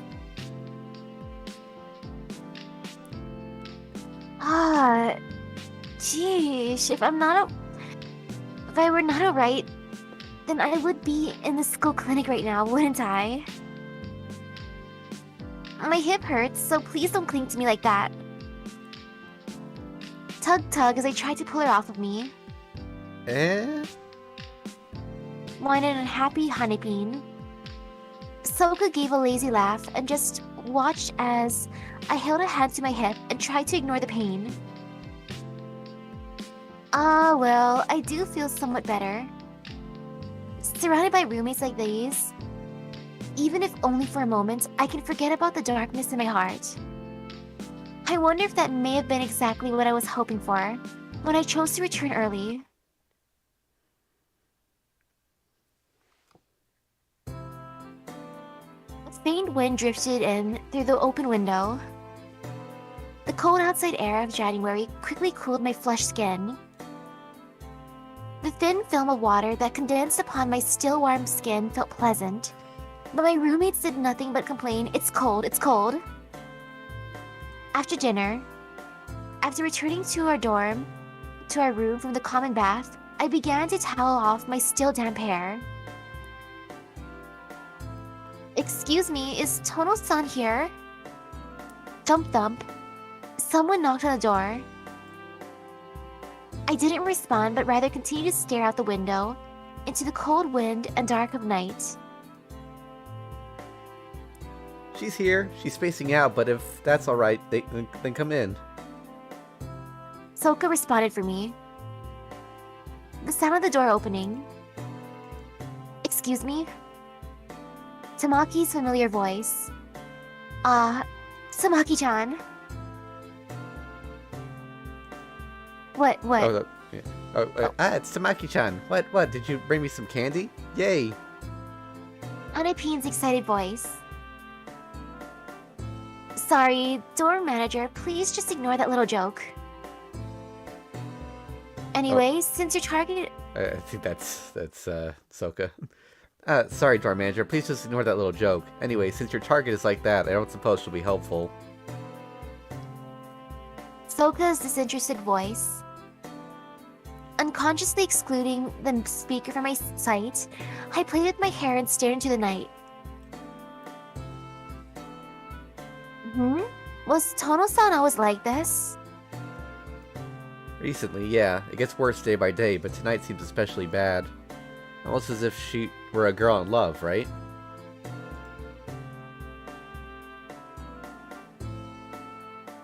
I think That's true. Tono-san didn't seem like the type to stare out the window in Nui. Rather, doing that sort of thing seems like an ill omen. Tamaki, I can hear you, you know. Without moving my gaze, I spoke. Ah, she is conscious. In that case, let me get to what brought me here. Tono-san, there's a Shijo-san in your class, right? That girl has been emotionally unstable ever since she came back. Her roommate has been complaining that ever since yesterday, she's been acting strange. The dorms are under my jurisdiction, but the school side is yours, right? I know it'll be inconvenient, but would you please keep an eye on her there? That sort of business, huh? I sighed in my heart. Right now, I have my hands full taking care of myself, but I cannot keep ignoring things now that I return to school. Although in the first place, the dormitory was left to Tamaki, so that I could concentrate on the student council business. She and I were friends back in middle school, and were in fact on the student council together there. When we entered high school, she chose the student government. In other words, to enter the dormitory hierarchy, and together, hand in hand, we would change the foolish customs of the school. The student council and the student government still don't get along, but Tamaki and I, the top of each organization, cooperate in secret, so giving or receiving requests or advice like this is quite normal. I understand, I'll do it. Seat number 8, Shijo Tsukasa-san, right? I will keep an eye on her starting tomorrow. Okay. Akia-chan. Tsukasa-chan is number 9, isn't she? I'm number 10. Honey Peen. Akia-chan, Oh, yeah. Tsukasa-chan is number 9, isn't she? I'm number 10, and she sits right in front of me, so she'd be number 9, right? For some reason, dropping her work to the desk, mine of course, Hanepin corrected me. Oh, that's right. I really don't care about Shijo-san, so I had forgotten. Simply accepting my mistake, I responded to the air. Hey, what's wrong? It looks like my... Oh, wait, no, I think... Hey, what's wrong? It looks like my partner has lost her spirit. My partner princess has lost her spirits? Seemingly concerned over my absent-mindedness, Tamaki nudged Soka's arm. Dunno, ever since she came back from home, she's just taking a bath has been enough to make her go flat like this. She'll be back to normal by tomorrow, though, so don't worry about it. Unconvinced, Tamaki withdrew.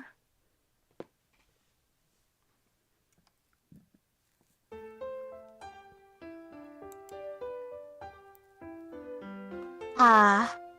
Lying in bed, I slowly opened my eyes.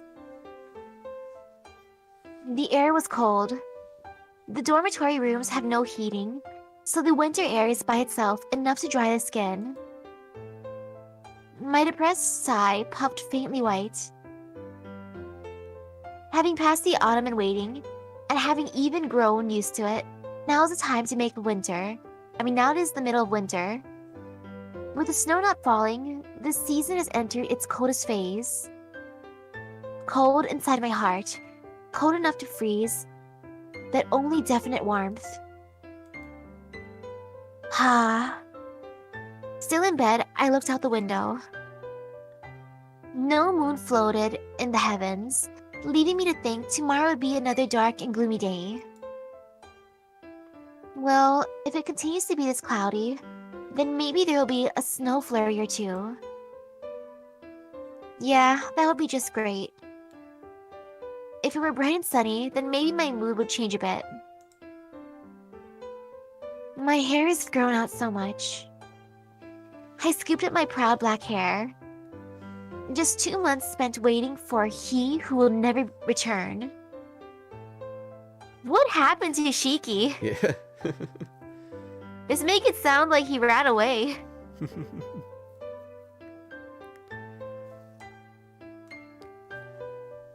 In just that short time, I became so uneasy I could not stand it, and left this state to return to this dormitory. In November, From school transfer to transfer, not even a full week had passed when I fled to the dormitory. Even so, every weekend I would return to the mansion, and this winter break I went home as well. Of course, this all did nothing but make me more anxious. There were simply too many memories in that mansion. When I heard a sound in the lobby, I would come running. And when at night I felt someone's presence in the corridor, I would fly out of my room. Yeah, actually, wait, didn't one of Akia's endings, didn't Shiki die? True, is that the Dead Shiki ending or Yeah. the Dead Shiki route then? Yeah. It was always Hisui and Kohaku, of course. The person I wished to see never appeared. Nothing but my imagination. At those times, my thoughts always turned utterly cynical. I remembered it all. I couldn't stand it, so I thought, just once, I would do something utterly unlike my usual self. I turned my gaze to my perfectly clean desk. Yesterday, there had been a purple envelope there. That was a sign of my weakness, or if Soka said it, my girlishness. Ha! Recently, I seemed to spend every night sighing. As if I wished to expel even a little of the anxiety in my heart. That fear was not that he would never return. The true cause of my anxiety, that someday, this impatient waiting would come to be a normal part of me. That self is what I fear.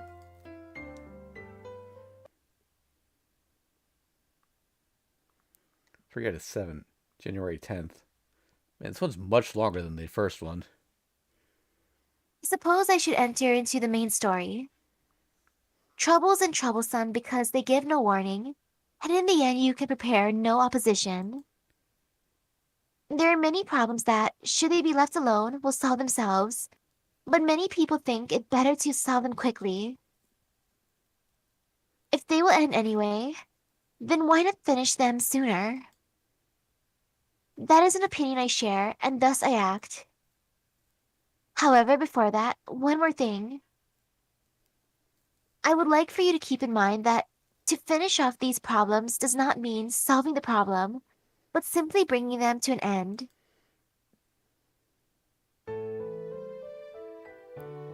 Tono, you've got a guest outside. Class is over, and just returned to my room, Soka, similarly arrived, told me. A guest? For me? More from yesterday, I think. I can let her in. Can I let her into the room? Soka opened the door and said okay into the corridor. Urged on by Soka, a student who just recently had been in the same classroom as me timidly entered. Her name is Shijo Tsukasa. Seat number 9, no club activities. Instead, she is one of the class staff members and an honor student. Please have a seat. If you've come to me here, then this must be something you couldn't talk about in the classroom, correct? If this should be a long discussion, then shall I pour you some tea? No, fine, thank you. This is a trifling matter, so please, do not concern yourself. Is that so? I thought it might be. It was polite to ask once, however, so let us finish this before it becomes such that I am forced to leave my long-awaited tea unenjoyed. Hanging her head, Shijo Tsukasa seated herself atop a cushion.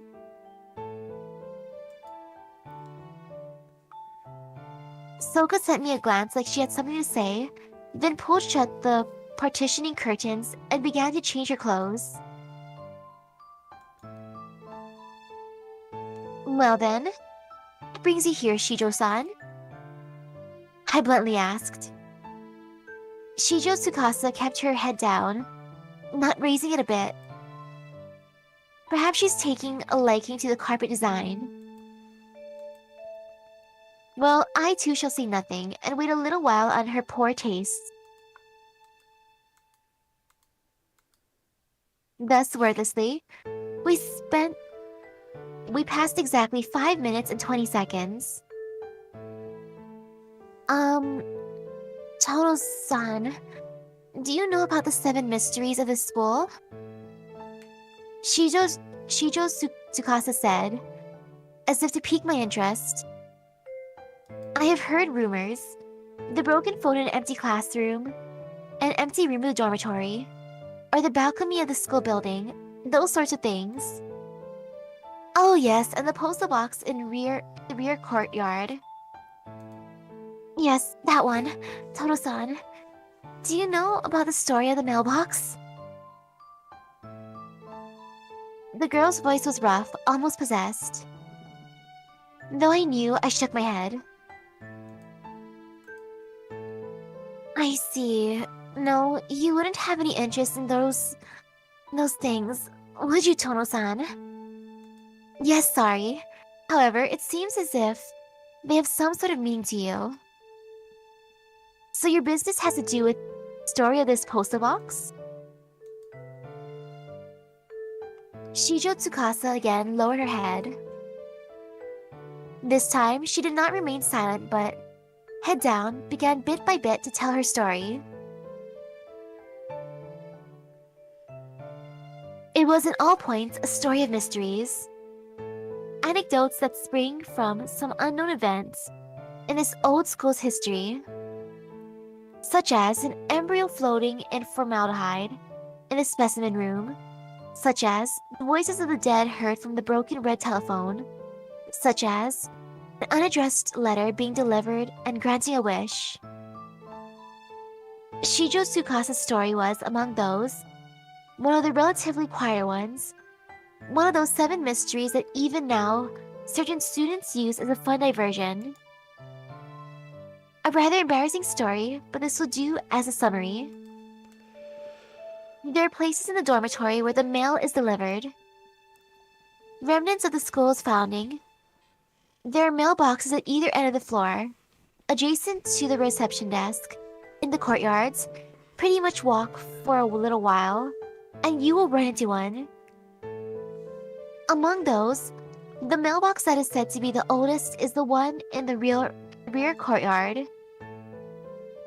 Why this story ever began, I do not know, but supposedly, using a purple envelope, without the sender's name or an addressee on it, put nothing inside but paper with a single wish written on it, and dropped the letter into that mailbox.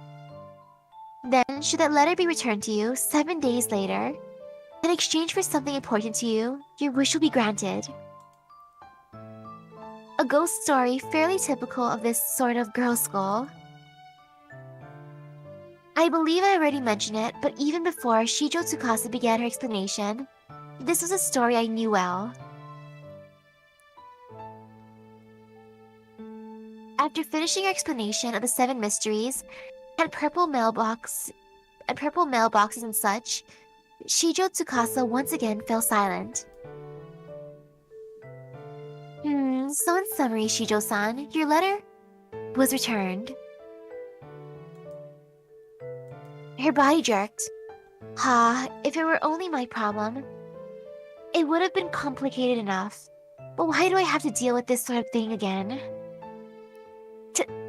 Tono-san, how did you...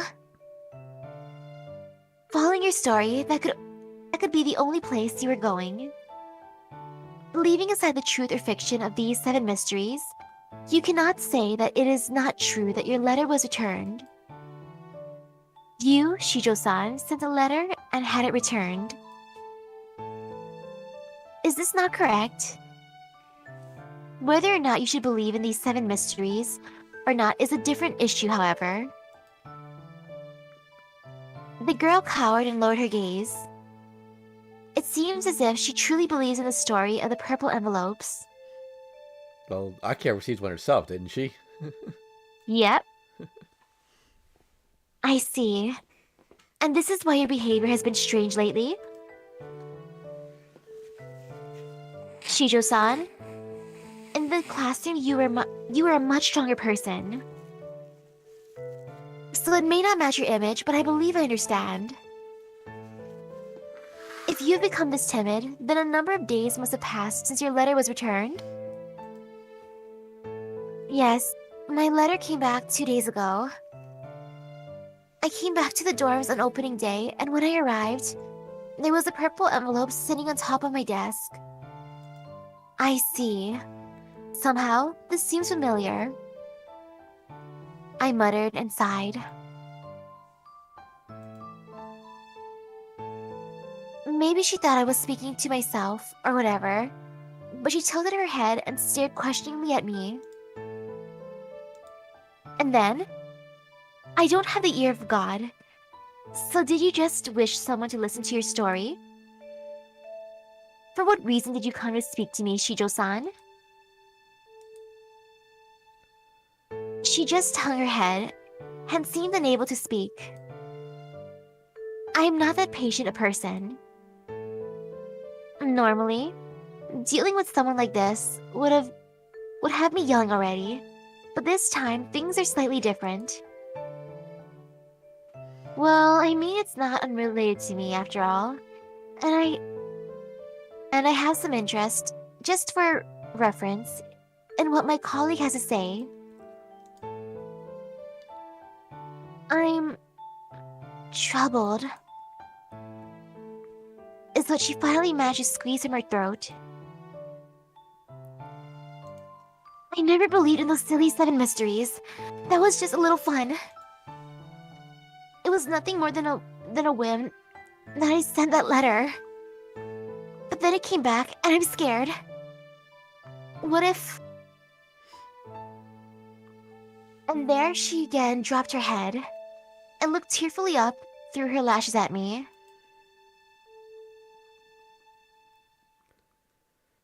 If that wish were granted, then it would be inexcusable to you, Tono-san. What a bare outline of nothing she has to say. Shijo-san, perhaps you could order your thoughts a little more. At this rate, it will be supper time before you finish. I thought that it would be wonderful if only she disappeared. Yet, just a stupid, meaningless thing is all that I wrote, and yet that it might come true, I didn't know. Yeesh, this girl. She finally starts talking, but doesn't listen at all to what I ask. In other words, it's like this. Shijo-san, you returned on opening day and found a purple envelope sitting atop your desk. Previously, before vacation, you had placed a letter in the mailbox in the rear courtyard. And this letter was neither address nor sender was returned to you. And the inconvenient thing is that this letter's contents were that you wished for a certain someone to disappear. It was to be just a little fun, and then it's turned into this problem. Therefore, what?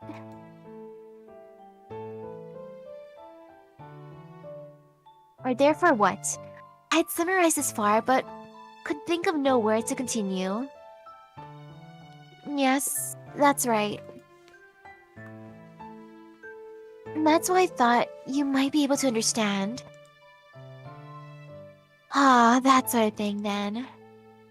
You feel bad leaving things as they are, and you would like to solve the mystery of the letter before the destined 7th day? If that's all it was, then she should have just straight out said so.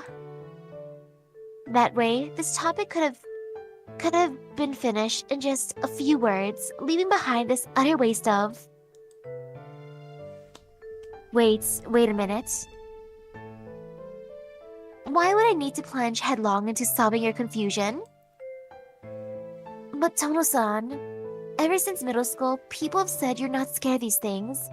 And I have only 4 days left, so I thought that maybe it would be alright if I came to talk to you. Again, looking up at me with such scared eyes. Is it just my imagination, or is this girl even more afraid of me than whatever might happen about this letter? In many ways, this is a truly unflattering conversation. Myself, silent arms crossed, her, cringing and staring up at me. Another sigh.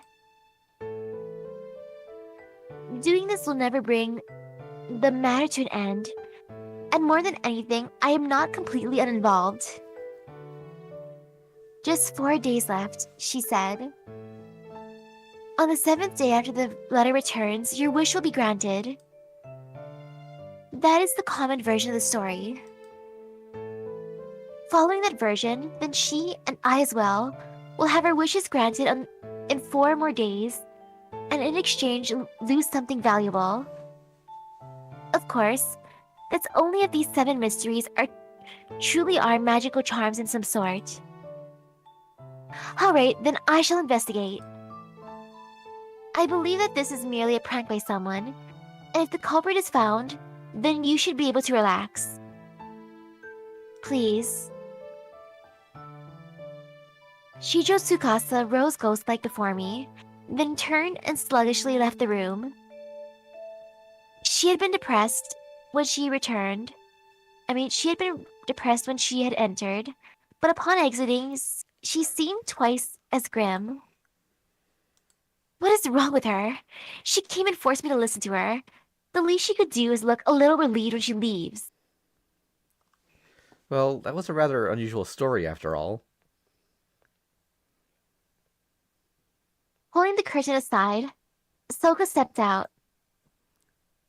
With nothing but a single sheet of thin cloth between us, I am sure that my conversation with Shijo Tsukasa passed clearly through. It's a good thing Hane wasn't here. If she'd in here, there's no telling what strange direction that conversation would have gone. Now that you mention it, that is a godsend. Although, where did that problem child go? She has no club activities, so I would have expected her to have returned before me. Oh, who knows? Probably she's been given another job to do by the upperclassmen.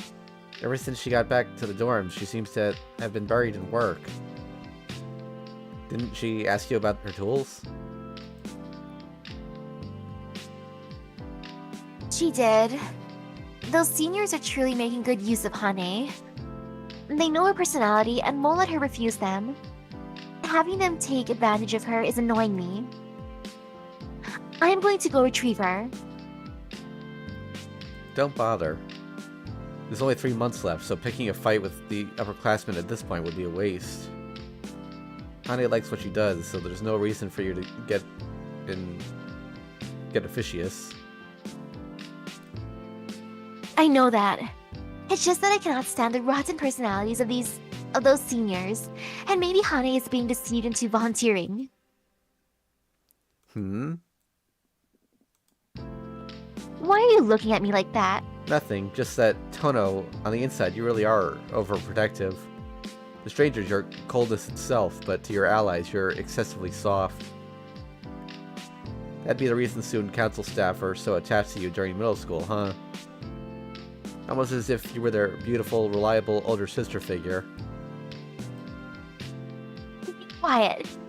That was most annoying to me, so don't speak of it. Whoa, sorry, it just slipped out. A mocking laugh spilled out of Soka. Ugh. Thanks to her, she's made me remember what I wish to forget. Being considered reliable is fine, but I dislike having people become attached. Despite that, I had to deal with all the new middle school staff members tagging along with after me, which was quite troublesome. So, you've taken up Shijo's troubles. You said you'll investigate the 7 mysteries, but do you actually have a plan? If I didn't, I would not have gotten involved. However, there is one thing I'm stuck on. I would like to understand. What are you stuck on? The question is, why would she come to me? It is not as if I've ever been particularly close to Shijo-san. After all, I tapped a finger to my lips and stared into space. When I did so, Soka swallowed some words and then gave a short laugh. Shijo made a wish for someone to disappear, so when her letter really came back to her, she was surprised, right? Causing someone to just disappear due to your unplayful wish would leave a bad aftertaste. So the first thing to do would be to go talk to the person that just might disappear and warn them, right? Wait, you mean in other words? That's right, you. Speechless. The person Shijo wanted to disappear was Tono Akiha. Even so, you took up the cause of explaining one of the 7 mysteries. Just shows you'd gather anyone to your breast. Even if those breasts are flat as a board. Wow. Were the unbelievable words that Soka added to that, then kept laughing.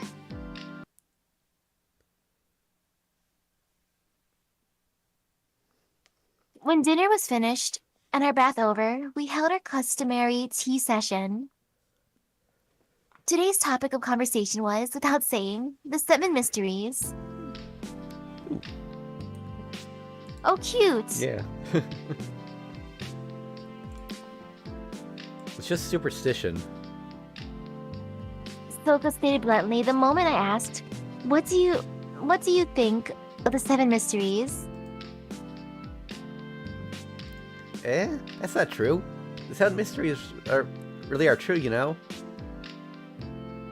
Busily bustling around, working on something, Hanepin refuted Soka's claim.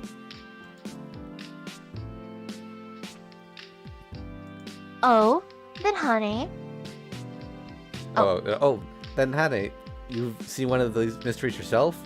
No way, So-chan. You know I can't stand scary things.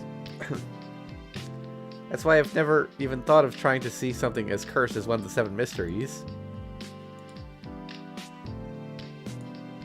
Relax, Hane. Ghosts can only possess someone with intelligence.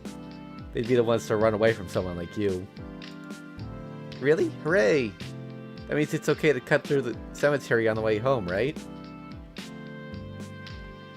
Soka, please stop talking to Hane. This discussion is proceeding in the wrong direction. So it is. I'll be more careful from now on. You two are so mean, always leaving me out. Well, that's fine. After this, even if you beg me, I won't help you because I'm busy with all this work the teachers gave me.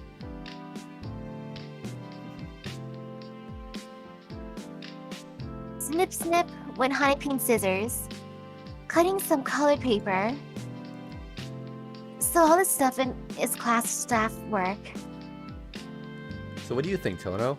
You said otherwise to Shijo, but do you believe in these ghost stories? Truth, I do believe, because I am one of those people. One of those that know that, should the proper mechanisms be prepared, curses and charms may be invoked. However, absurd, cripple envelopes or whatnot are just exaggerated stories, nothing more. Right, the school has a long history, but this sort of bloody past simply could not have happened. Without even a single ghost having ever appeared, such a thing simply could not be. Ah, how unusual. Soka actually spoke like a girl for a moment there. So, Soka, You share the same opinion as me? Of course, Shijo was talking about cats flying in the sky or hearing the voices of dead people. Returning a letter with no return address would be a bother since you don't know who to return it to, but if you can get past the problem, this is a prank anyone can do. That's no mystery or anything at all.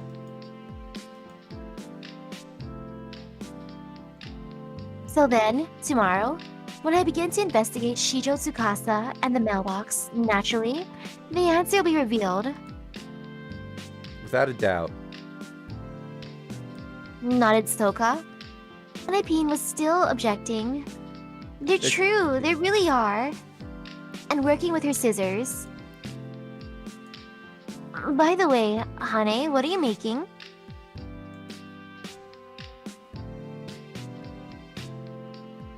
This? You shouldn't be surprised. I'm making Akiya-chan and So-chan. Him? Hanepin proudly puffed out her chest. Well, certainly you could see something vaguely person-shaped in the colored paper pieces she had glued to the cardboard. And then about that, she had written, "This is the student council room" in black letters.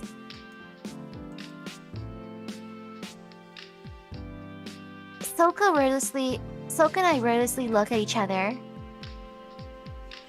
I don't know who asked Hanepin to do this, but our faculty members must either really like jokes or have something wrong with them, and I am not certain which is true.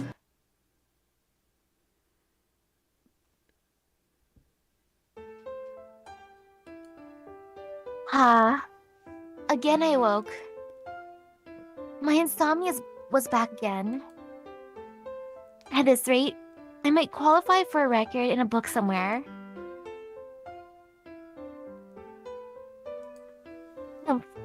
I have my hands full taking care of myself. What a pain, I muttered. And then remembered Soka's words. You're cold strangers. That is certainly true. I'm just that sort of person. Actually, if he hadn't been there, I would be cold to everyone. I've always had that coldness in me. I thought it was simply impossible that anyone would ever love me. But then, when did I start to enjoy being with others and sharing our troubles? I didn't want to be hated. Because I inherited the tonal blood, no matter what I did, I could not be like others. Utterly pointless to try. If no matter how I tried to smooth things over, I could never be the same, then I would accept my differences and build a wall between us. That's how people like me live. The method we know to protect ourselves. But I never wanted to be hated. That's why I, my normally cold self, would act like him occasionally. I thought that if I could laugh with others and make others laugh, at least I would share the same feelings. Thus I began my disguise. But that disguise was more pleasant than I expected, and before I knew it, I had lost track of what was acting and what was truly me, and before I knew it, I had become this tonal Akiya that others know. I am myself, after all. That coldness in me, which I thought was my strength, upon inspection might actually be rather warm. But even so, that I could ever learn to feel the warmth of others is all because of him. To me, tonal Akiya, he is my irreplaceable other half. Should I ever lose him, I would probably return to the cold, perverse self from long ago that knew no other way to live. That's why, seduced by my own weakness, I sent that letter. I made a purple envelope and left my wish to incubate in the mailbox. But in the end, I couldn't think of it as anything on that anything on than a simple prayer, and so I did not write a single word on that paper. The envelope's contents were just a blank sheet of paper. If the 7 mysteries were true, and the curse of the purple letter was real, then people must think Tono Akiha to be a truly cold person. When the letter was returned to me, I began to think. An empty wish. Unwilling to ask for anything, yet still bothering to wish, maybe convince God to return the letter to me as a punishment. How girlish. I combed my fingers through my long black hair. Just sleep already.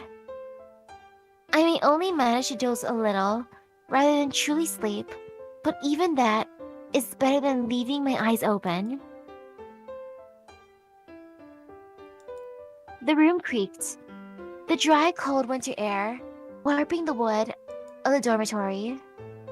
Amongst those noises, I suddenly thought, in exchange for something precious, your wish is granted.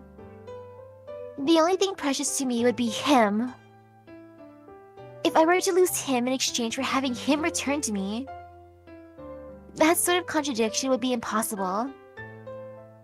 Then perhaps what I would lose would be my life. Or perhaps this black hair. After all, in ancient times, didn't they used to say that a woman's hair was her life? Oh, 4 to 7, January 11th. The morning classes ended uneventfully. Fourth period was an elective period, so the classroom was quiet. The students who remained in this classroom were those studying modern economics and business. Usually, these were subjects required of no one but single daughters of large corporations. Usually that is so, but this time the number of participating students, myself included, was up to 10. The remaining 15 people had already moved to the music and cooking classroom. Ah, it's Akiya-chan. Are you alright? No injuries? Hanepin, who had left for the cooking class and returned. She was flapping her hands open and shut unusually energetically.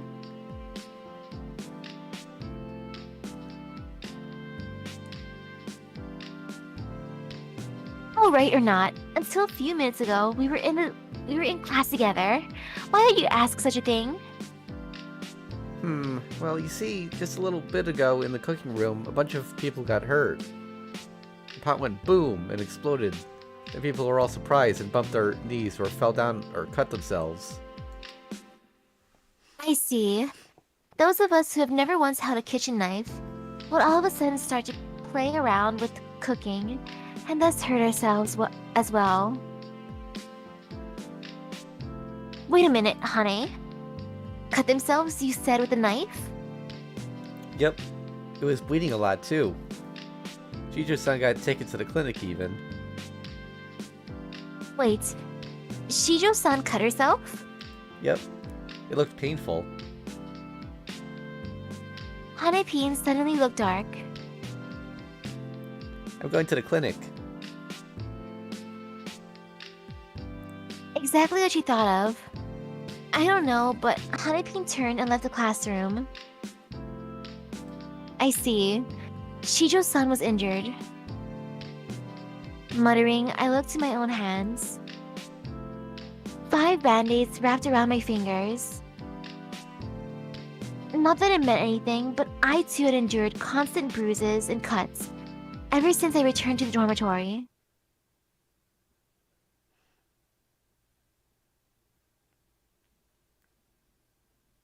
Afternoon classes ended, and I at once returned to the dormitory. I had things to look at in the school building, but the first thing to do was check on that mailbox. The dormitory is about a 10-minute walk from the school building. The door may be surrounded by a high hill, but since there is a direct path from the school buildings, it may be more proper to think of it as just one part of the campus. Students who enter the Asagami Girls Academy spend 6 years of their youth in this isolated space. Although myself, who returns to my home every weekend, Soka, who leaves whenever the whim takes over, and Sale, whom, despite her obedient face, regularly breaks curfew and overnights outside, are probably in a special category.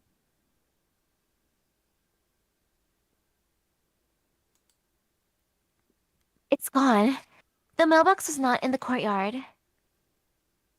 It was certainly there before winter break, but that old wooden postbox was gone without a trace. Any traces of removal? I started investigating the grass, but having been here only once before, I did not know even where the mailbox had been. Searching like this almost makes me wonder if that mailbox ever actually existed to begin with. That's impossible. It was just so old that someone decided to remove it is all. Drawing that conclusion, I returned to the school buildings.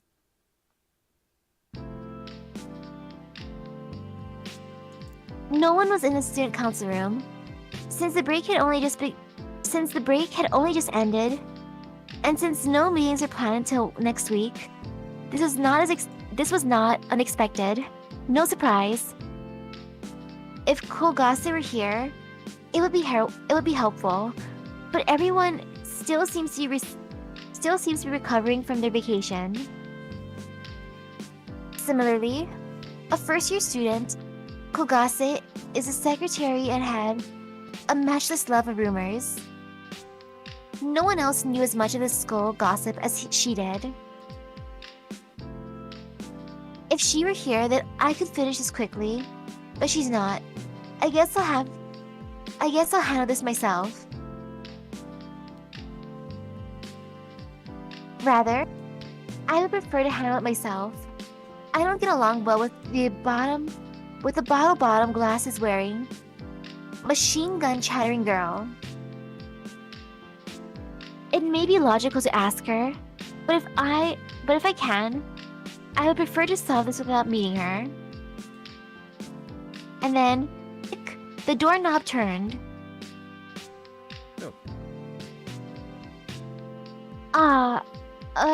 Tono-senpai? As soon as she entered the room, the underclassmen began to shiver.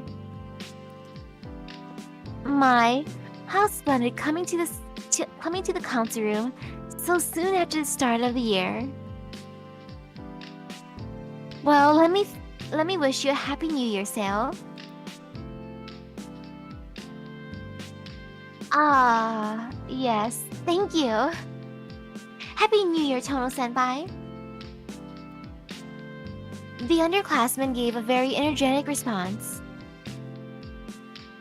This girl is Seo Akira, a middle school second year. She was also the treasurer for the student council. She lacks calmness, but she has exceptionally quick thinking and a sharp intuition. So while she will never be a mediator, her best hope would be to become someone's advisor. I'm guessing Akia doesn't know about the future site.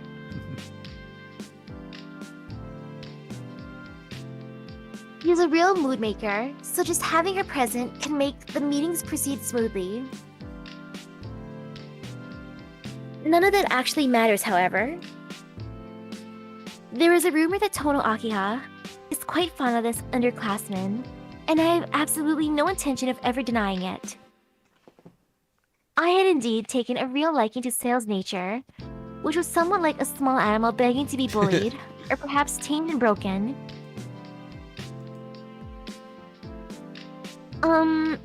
Tono-senpai?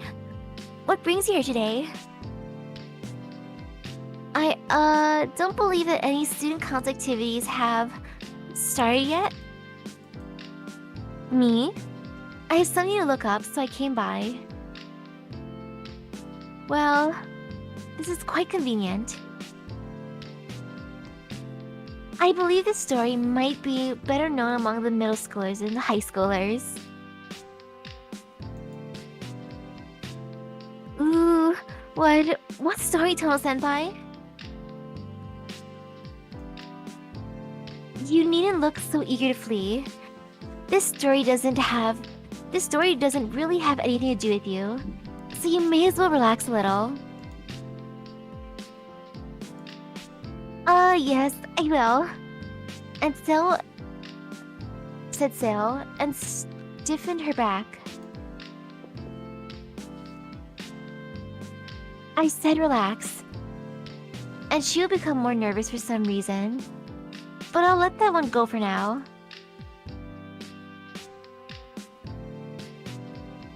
It is a silly story, however. Sale, are you familiar with the School of Seven Mysteries? Eh? 7 mysteries? Yeah, those. Things like the hanging body in the mirror, or the moving garden. But what I would like to hear about is none of those grand stories, however, but the mailbox in the rear courtyard.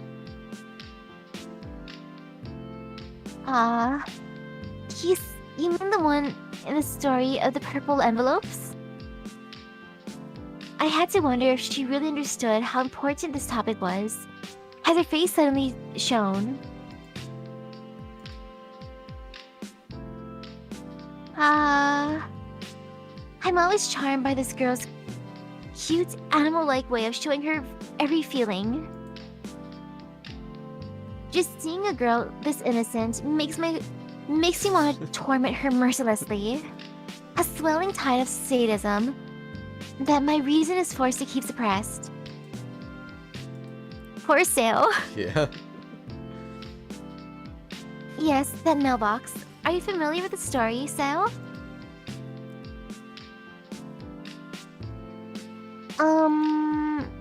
I wonder? I know that it was originally made to receive questionnaires and feedback from the school administration, but I know it became one of the school's 7 mysteries. I don't know how.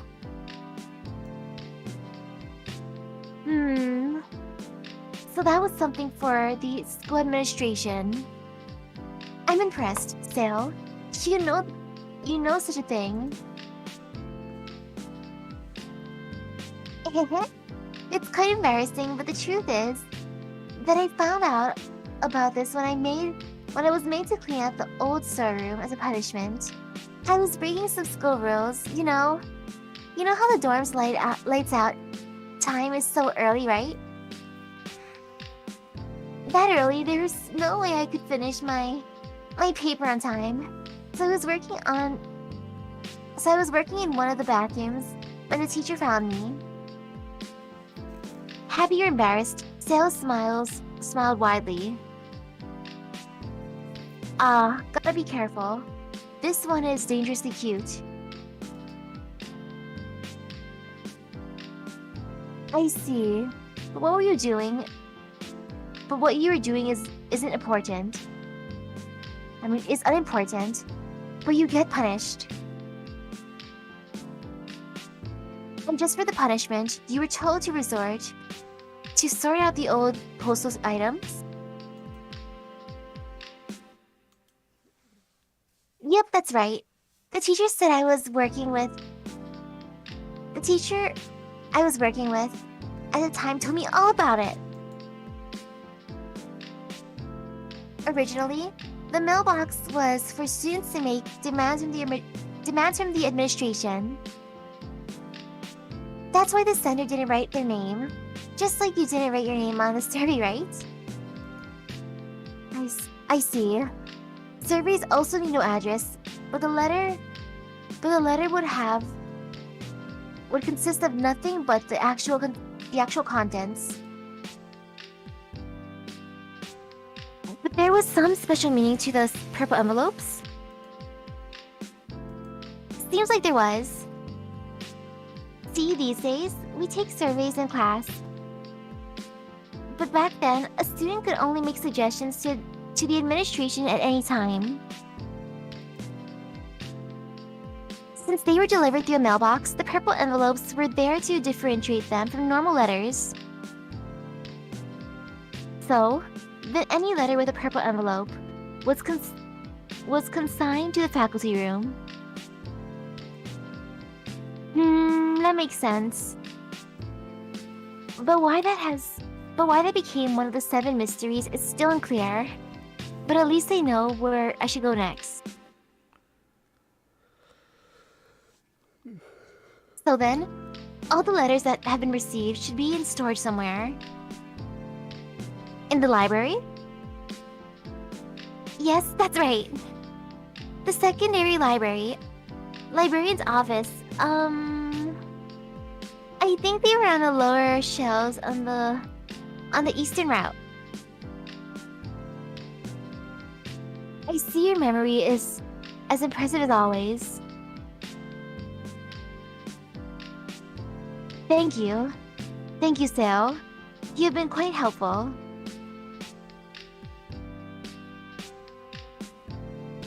With that, I left the student council chambers. From there, I turned my feet towards the faculty room and brandished my powers as a student council member. I acquired key to the library. It was dusk. Less than an hour remained until the dormitory's curfew.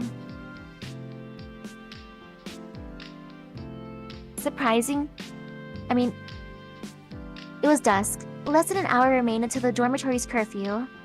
An easy little time to begin my investigation, but it should not be insufficient. There were no other people in the secondary library.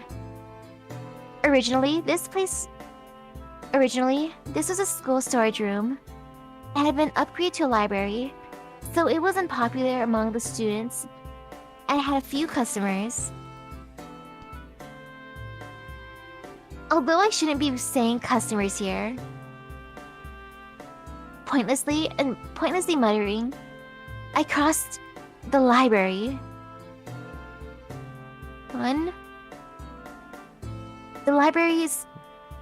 The librarian's office Sale had mentioned was in the back. Eastern shelves or not, there were no shelves anywhere else. Ah well, if there had been any other shelves in the room, one would have been able to take more than a single step into the room. To be, the room was a bit oblong, and about the size where the bed in my room only might fit. There it is. Opening the box on the lower shelf, I was presented with a world of purple. With neither sender nor addressee name, the purple envelopes were everywhere. At quick estimate, there couldn't be lower than 300 of them. How big is that box? Well, this was a possibility. Curses or rather wishes may dwell within.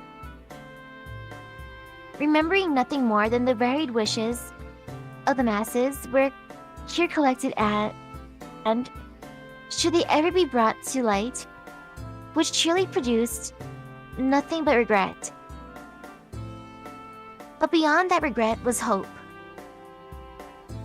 Ignited by the grating of all these different types of desires, smoldering for long years, merely waiting to be seen, to burst into flame.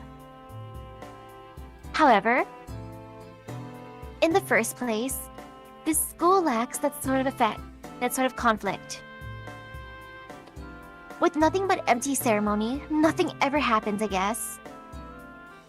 Even so, I pursued a number of letters to see if there was some sort of coincidence that might have been considered a curse. Well, Almost an hour later, there was nothing. Ha! I let out a sigh. Not only were there nothing, explain the 7 mysteries, there was not even a single serious problem at all. It would have been better to avoid researching the truth of the 7 mysteries, and to start with attempting to ferret out the culprit that had returned the letters sent by Shijo Tsukasa and Tono Akiya. Really? Just what am I doing? Even though I knew it couldn't be, maybe somewhere in my heart I was expecting this legend to be true. Even if having my wish granted like this would have him come back? Idiocy. Pushing off the shelves, I stood.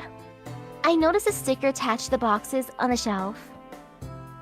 Scheduled incineration? Just as written, it seemed as if all these unnamed envelopes are scheduled to be taken to the incinerator soon. The outside was stained a pure red. Oh no, I need to hurry.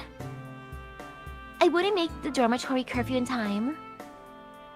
Even so, I rushed in the library, or rather, since I refused to be hurried, it might be more accurate to say that I walked the same speed as always. Then...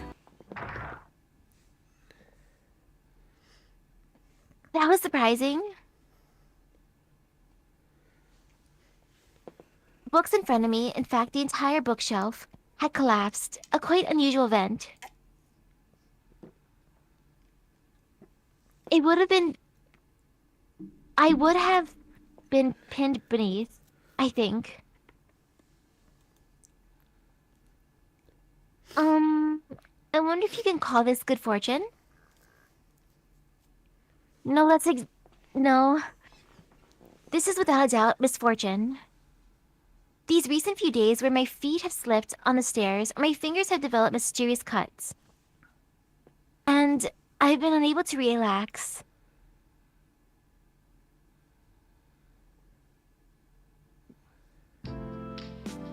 Nighttime after dinner. A time to enjoy tea and sweets smuggled in through the black market routes.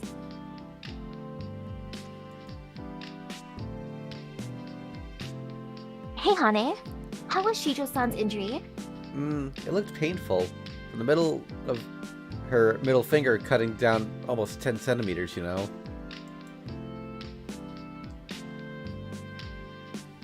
Payne still hadn't finished whatever job she'd been given, and was working again tonight. Could you please be a bit more detailed? For example, the length of the wound or the width? Telling a length or width or whatever. If it was 10 centimeters deep, that's not a finger anymore.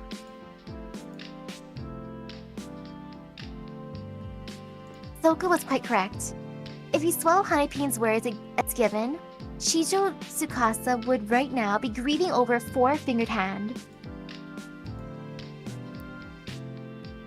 Hane, I am asking seriously here. I am serious, you know? I got a glance at it, and that was how much it seemed to hurt.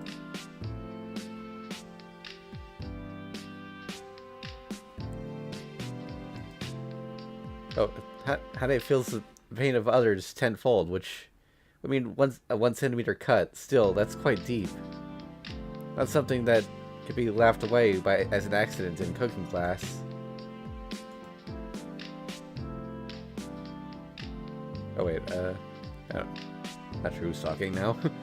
Yep, it must have hurt a lot. Shijo-san was shivering and muttering, "What should I do? What should I do?" all while she was being bandaged.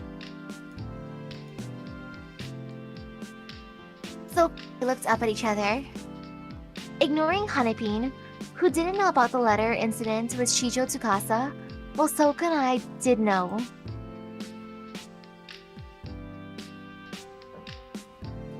This was nothing more than a case of a finger cut during cooking class. However, the timing is so bad that while I cannot seriously believe this has some connection to the school's 7 mysteries, To her, this must seem more like... To her, it must seem more than just a terrible coincidence.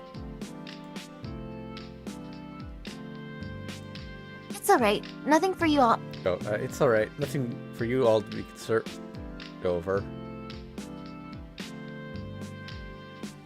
I think that's Sakia. You understand that, Soka. I just thought this is a bad timing, that's all. Akia-chan, you seem kind of depressed. Ah, I know, it's about your brother.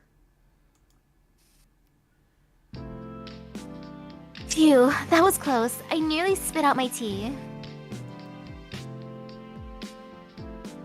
Hold it. Why are you saying such a thing without any evidence whatsoever? But you transferred schools to go be with your brother, right? Then you came back so soon, I thought you had a fight with your brother. Oh. Wait a moment. Who did you hear that from, Hane? That person. Hane pointed directly at Soka. Well, I think it's about time for me to go to sleep. Soka began to flee casually towards her bed. Hold it right there, you blabbing woman! I grabbed the nape of her neck and pulled her back towards me. Soka is one of the shortest students in the school, and barely heavier than a shuttlecock. In a challenge of physical strength, I could easily control her.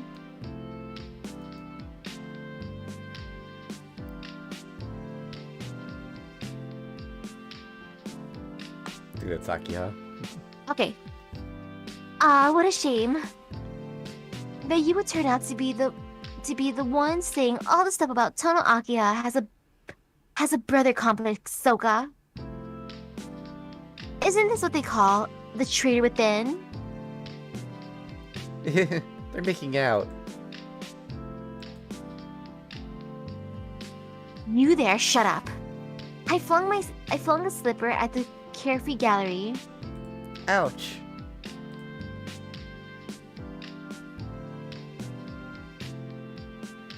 The collapsing gallery, excellent. Hit. Well then, Soka, how do you intend to atone for this? Ever since I returned to school, I've been forced to put up with these suspicions about my relation with my brother from strangers who don't even know him.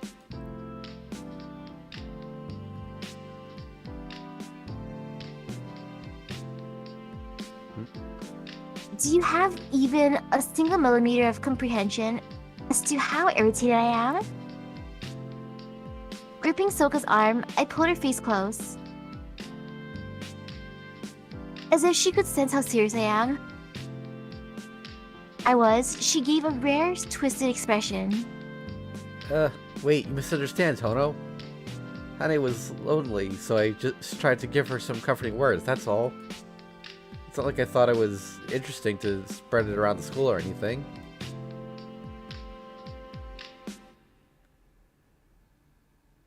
The minute you told Hane, it was known throughout the entire school, and you certainly should have understood that you... Ooh, sorry, Tono. I didn't think you'd be coming back, so it just slipped out. The mouth that let something like this slip out was it this mouth, huh? Ow, ow, ow, ow, ow, what are you doing? It's not like you to resort to violence in response to an unavoidable accident. Where's your usual logical self? Leave it behind? Or maybe that's what you stare out of the window in the forest every night. That's how the rumor that you got dumped by your brother and came running back here started. It's indecent. Wow. Why, Soka? At this moment, I'm just swimming with composure. The two of us drove strength into our arms.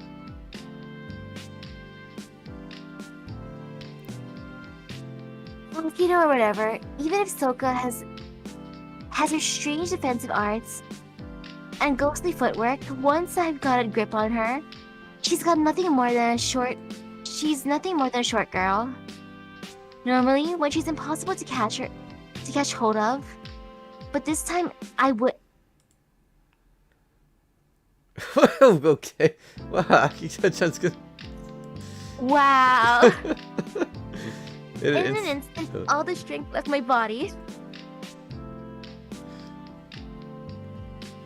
Soka didn't miss her opportunity, jerking her arm free and jumping into bed. Cool down, fool. I admit I'm at fault for telling Hane about your brother. That's my fault, but the reason everyone else keeps talking about you is because you've been constantly dejected. Red to her ears, Soka shouted and pulled her curtain in shut. I'm going to vote with So-chan. Akia-chan, if you don't cheer up a little bit, you'll be very lonely, you know? Leaving her work unfinished and untidied, Hanepin also climbed into the bed.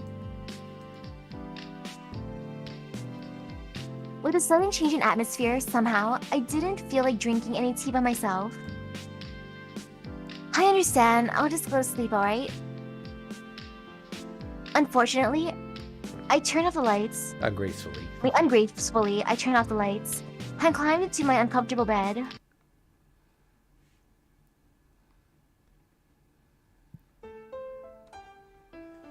And as usual, another sleep night came. I guess sleepless that was supposed to be. To alleviate the boredom, I reviewed all the events of the day and thought back to what happened in the library. The straightforward letters, the collapsing bookshelf, and the little words and the little wounds I have been suffering lately. If it's becoming bit by bit more serious, today wouldn't have been something to laugh at. Does she understand? No, she doesn't understand. And that's why it won't stop. Surely, this last incident will merely give her more impetus. I had intended to ignore for a while the minor scratches I had been receiving, but it seems like I may not be allowed to. Ha! How foolish. Why am I playing along with this curse? Probably because I wish to believe it myself. Right now, I'm so dejected, I'm almost willing to leave granting that which I desire more than anything else up to fate. It's just as Soka said. I started on a whim, but as things kept happening, I started to get interested. You could call this a type of conflict, I guess. Coincidences roll on, and if you could see me from above, those tracks would become a cursed circle. If you say so, if so, then this timing is bad for which one of us? 5 of 7, January 12th. I cannot believe how long this one is. Like, Are you able to save in these? Yep, I can. Okay, good, because... Yeah. If any of the others are this long, it might actually end up taking us like another week or two to finish this. Yeah, I thought they would all be around the same length as the first one. Yeah. This one's intense. Yep. Breakfast in the cafeteria finished at the hands of this clock ticked past 7. Okay, so someone said that this one is the longest. Young ladies from good families would never even acknowledge some people's ungraceful schedule would be to rush through breakfast, then hurry directly to school. Tono, did you notice that Shijo was missing? Spoiling the quiet of the preschool morning, Soka whispered. Yes, I noticed. Seems like I was not mistaken after all. Right, what are you going to do? Want me to go look for her? If you do it, things will probably get worse. Grateful for your concern, but this is my problem. Should you get involved, Soka, then things might begin to get strange. Waving one hand in a layered gesture, I left the room first.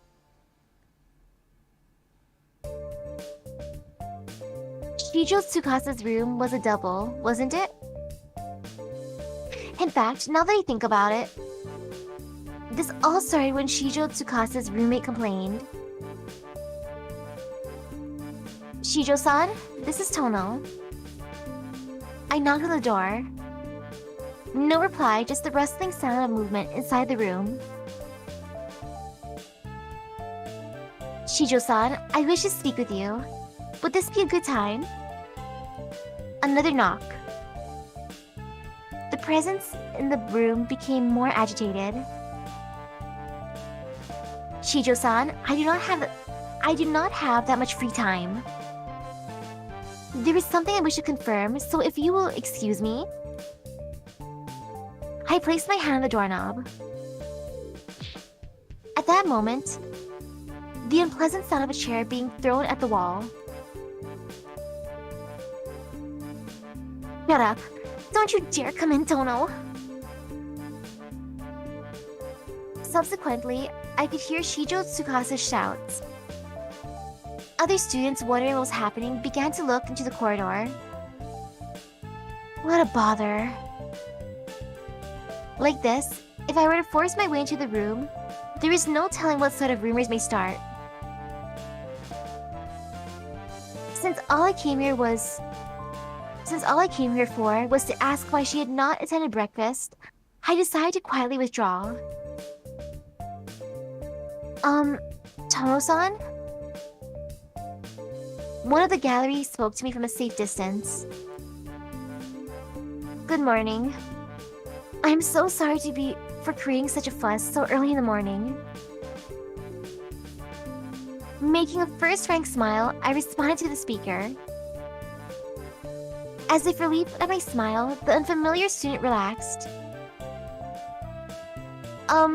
Tsukasa, would you please not take offense? Last night, she was injured again, and has been more and more neurotic lately. I am aware of that. I had heard from the dorm manager that Shijo-san has not been well lately. How is last night's injury?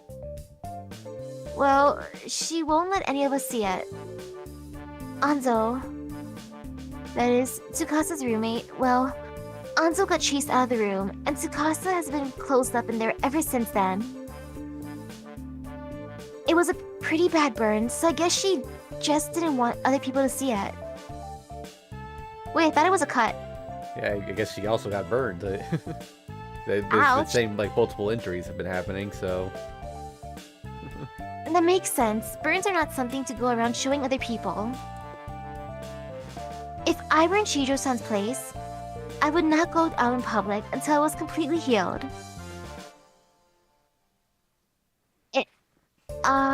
Tomo-san, if you say so, you're not angry? It's a neurosis, is it not? Those sorts feel no resentment for sympathy. So everyone be sure not to excite Shijo-san, and treat her gently until she is pieced together again.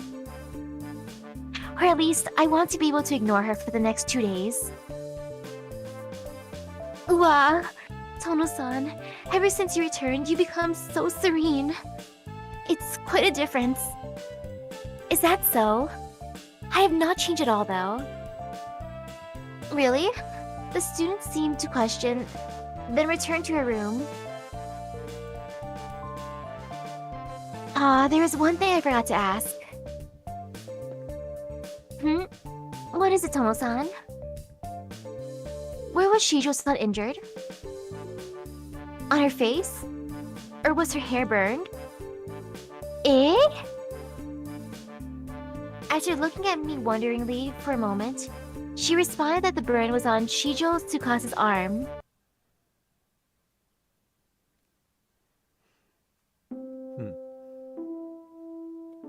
Taking advantage of break periods, I learned the details of last night's events. While my roommates and I had been frolicking about in our room, Shijo Tsukasa had been in the friend's room chatting. Having lost a bet, Shijo Tsukasa was forced to serve tea to everyone when some sort of trouble occurred. As a result, she was burned on one arm. At that moment, there was no one else in the kitchen, so precisely why she was burned was unclear. Not even whether it was caused by the gas burners, or perhaps by bumping against the hot stove. Not even whether it was caused by the gas. Oh wait, oops. Yep. Just that the burn was not serious enough to require treatment at a hospital. That's obvious. No matter what you do, there is simply no way to seriously hurt yourself in the friend's room. Geesh. Perhaps because I was finally losing my temper, perhaps because of the churning in my head, I spit out those words.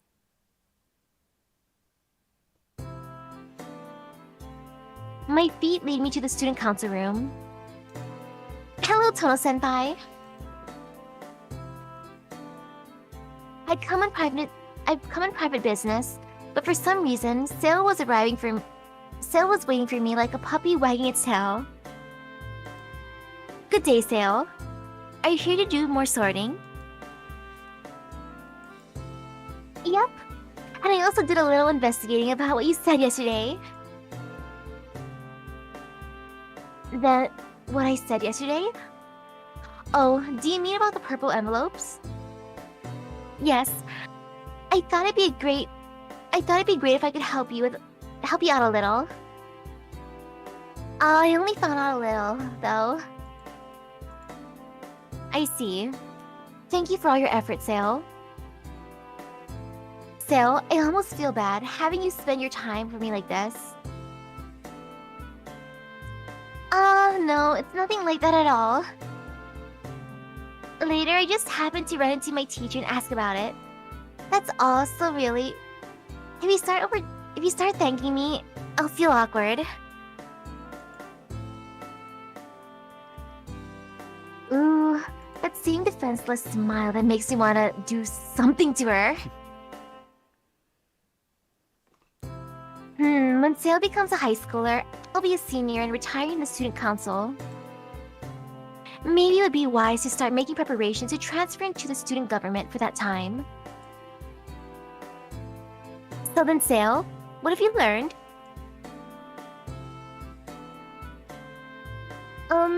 Yes, well... I already said that the purple envelopes were originally used to send suggestions to the faculty, right?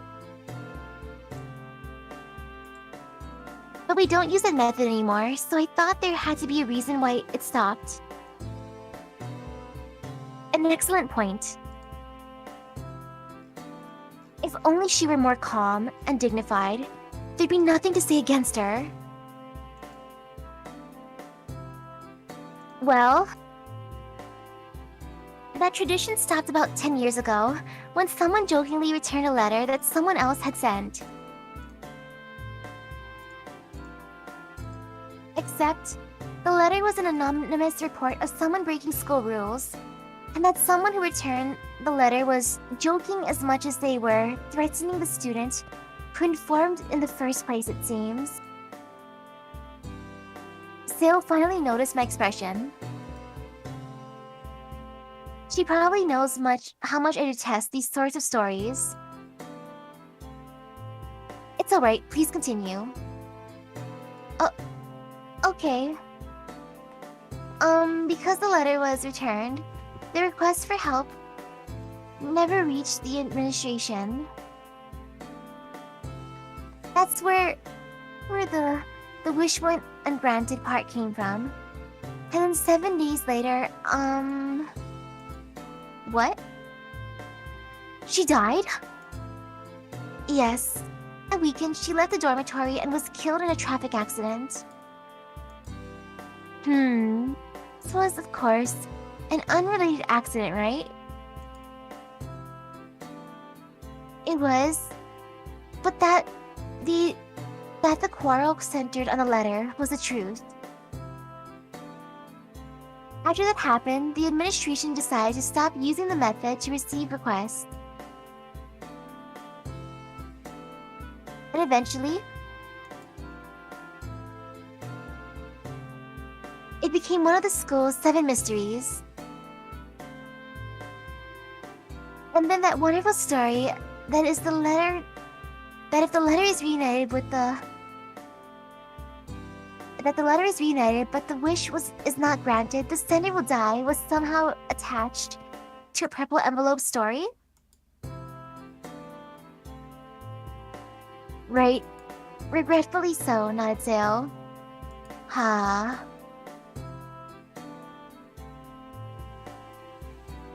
I accidentally let out another sigh. Well, it does seem appropriate that to be counted amongst the 7 mysteries, there had to be some sort of original story that the mystery was modeled off. However, by focusing on only the unfortunate accident, this twisted system developed, and now people are getting dragged into it by the most trivial of coincidences.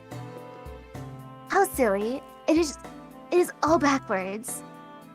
It's not that if your wish is granted, you lose something. Rather, it's that if your wish is not granted, that you lose something. In truth, it's an utter curse.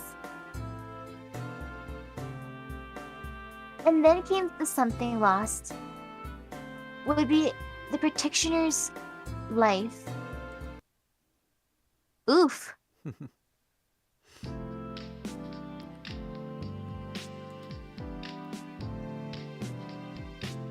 I believe that curses really do exist, I suddenly declared while bandaging my scraped elbow. Curses? You mean the 7 mysteries? Didn't we decide that was just superstition?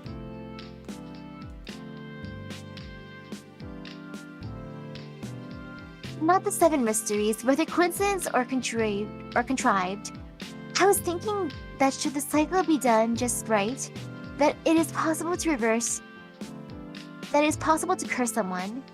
Imagine that A hates B, and A decides, well, then okay, and one day creates a cursed situation so that B will die.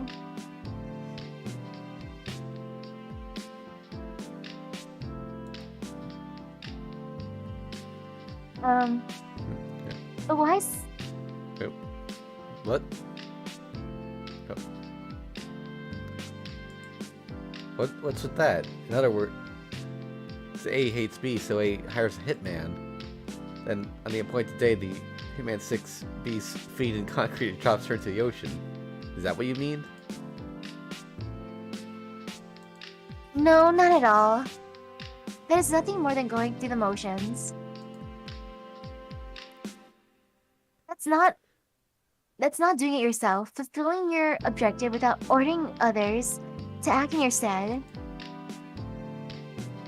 What I'm talking about is that situation. Situation where A, who wishes to kill B, and B, who knows nothing of A, shares the same risk.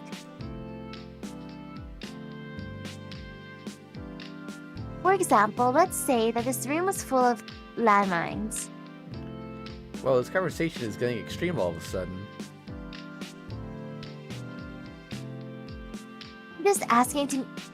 I'm just making it easy to understand. Alright? So then these landmines really have no existence in the real world. As long as you live in your normal life, they won't explode.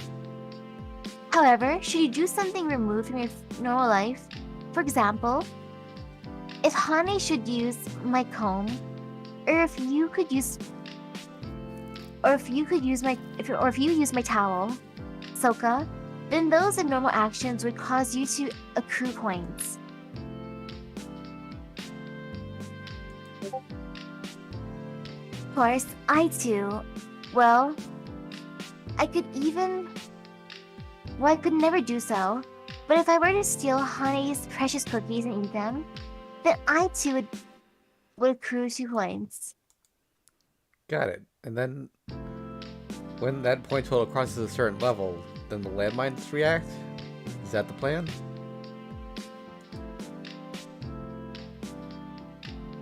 To put it simply, yes. Those originally unlikely actions form, in other words, an accumulation of coincidences, chance events, rather.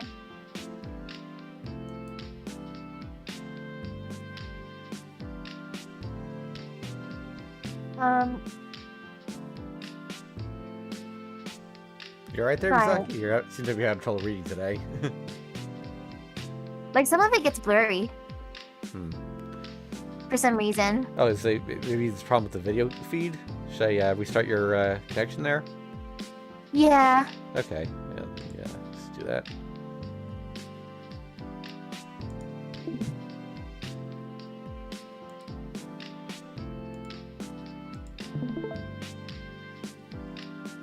Okay. That's way better now. Okay, good. Put it simply, yes.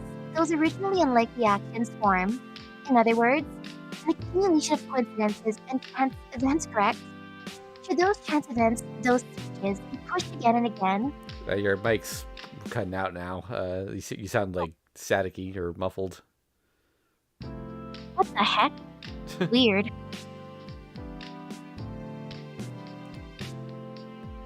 Should those chance events, those switches, be pushed again and again?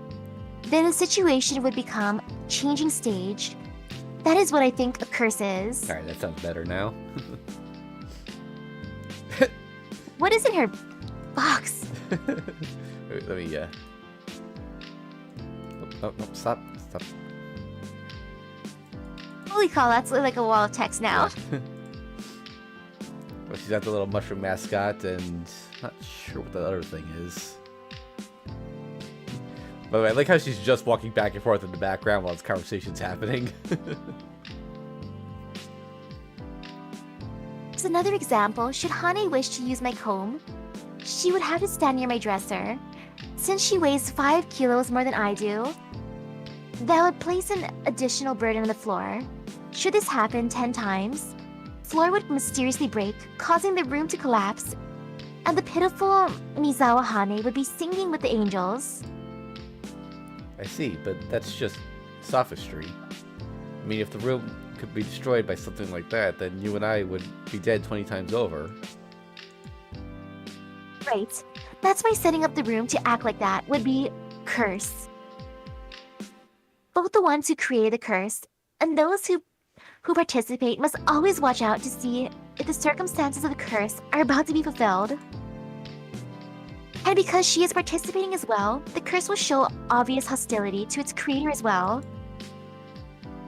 To say that a curse is a double-edged blade is accurate. For in such a situation, whether A or B will fall, it's uncertain. What a rambling delusion I'm spouting off.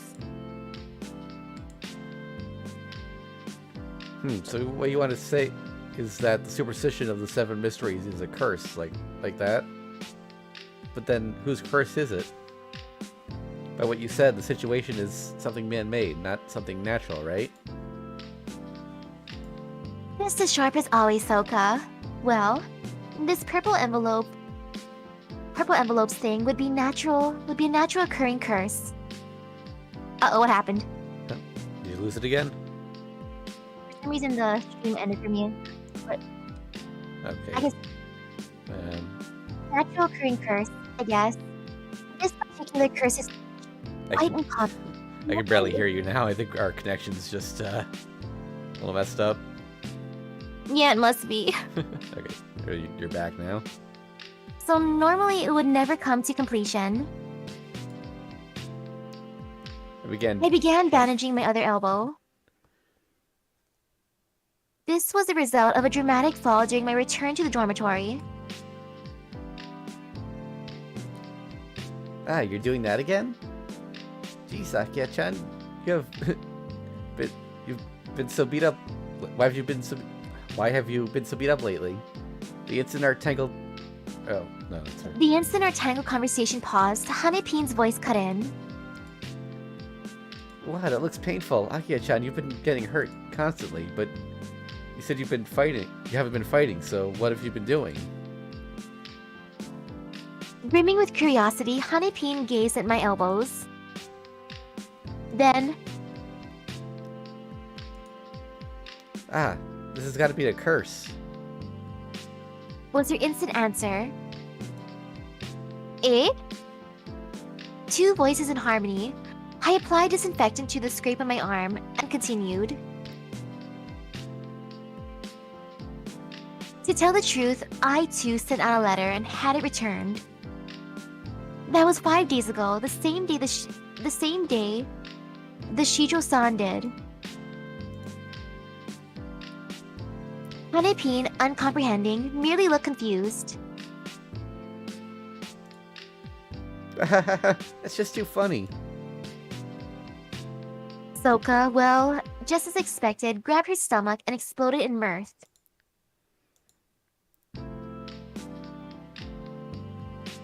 Soka, some laughter may be expected, but laughing that hard is a little annoying. No. It's just that you two have only 2 days to live. Soka collapsed in laughter, falling to the floor. Humph. To have my peerless friend become someone like this, I truly am cursed. Oh man, I think I just used my entire year's worth of laughter right there. So what is it? Those scratches don't stop, so now you believe in curses? No, I have no interest in leaving my revenge up to some random curse. In the first place, I had long so identified the cause of these wounds. I know the moment I saw her, this was no curse, but just an obsession. What I don't understand is why my letter came back. If that not had happened, then I would never have bothered going along with all this. But even if it wasn't like me, embracing that weak, girlish dream of allowing someone else to fulfill my own wish was not a bad thing. However, I've had enough. I'm going to end this now. Switching gears, I stood.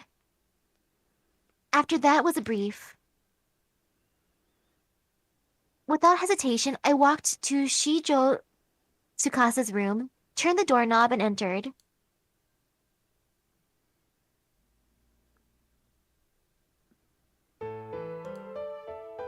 Ah, I wonder if sighing like this has become a habit, I thought, and I looked up at the night sky.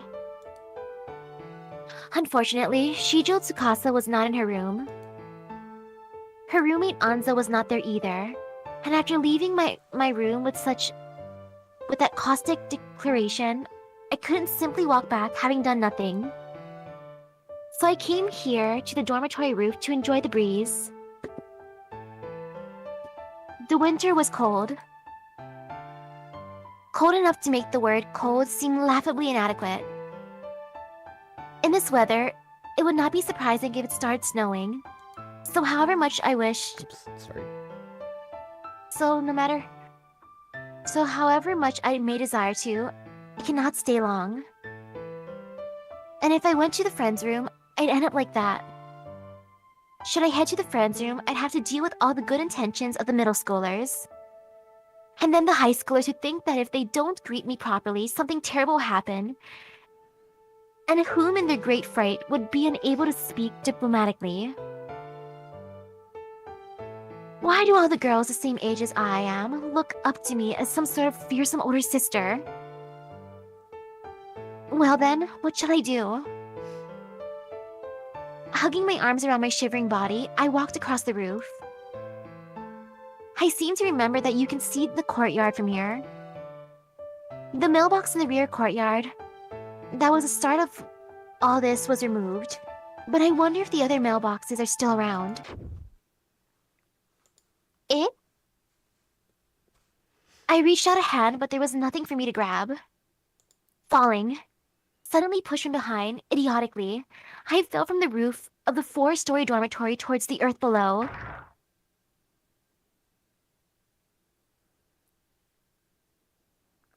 Well, that's a cliffhanger. Yep. So should we put it end it there for today? Like, Yes, it's already... yeah. Okay. Save there. Like, that's a good way to end it, though. Yep.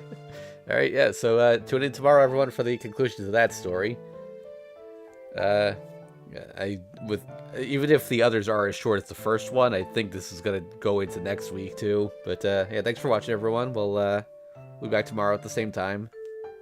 See you then.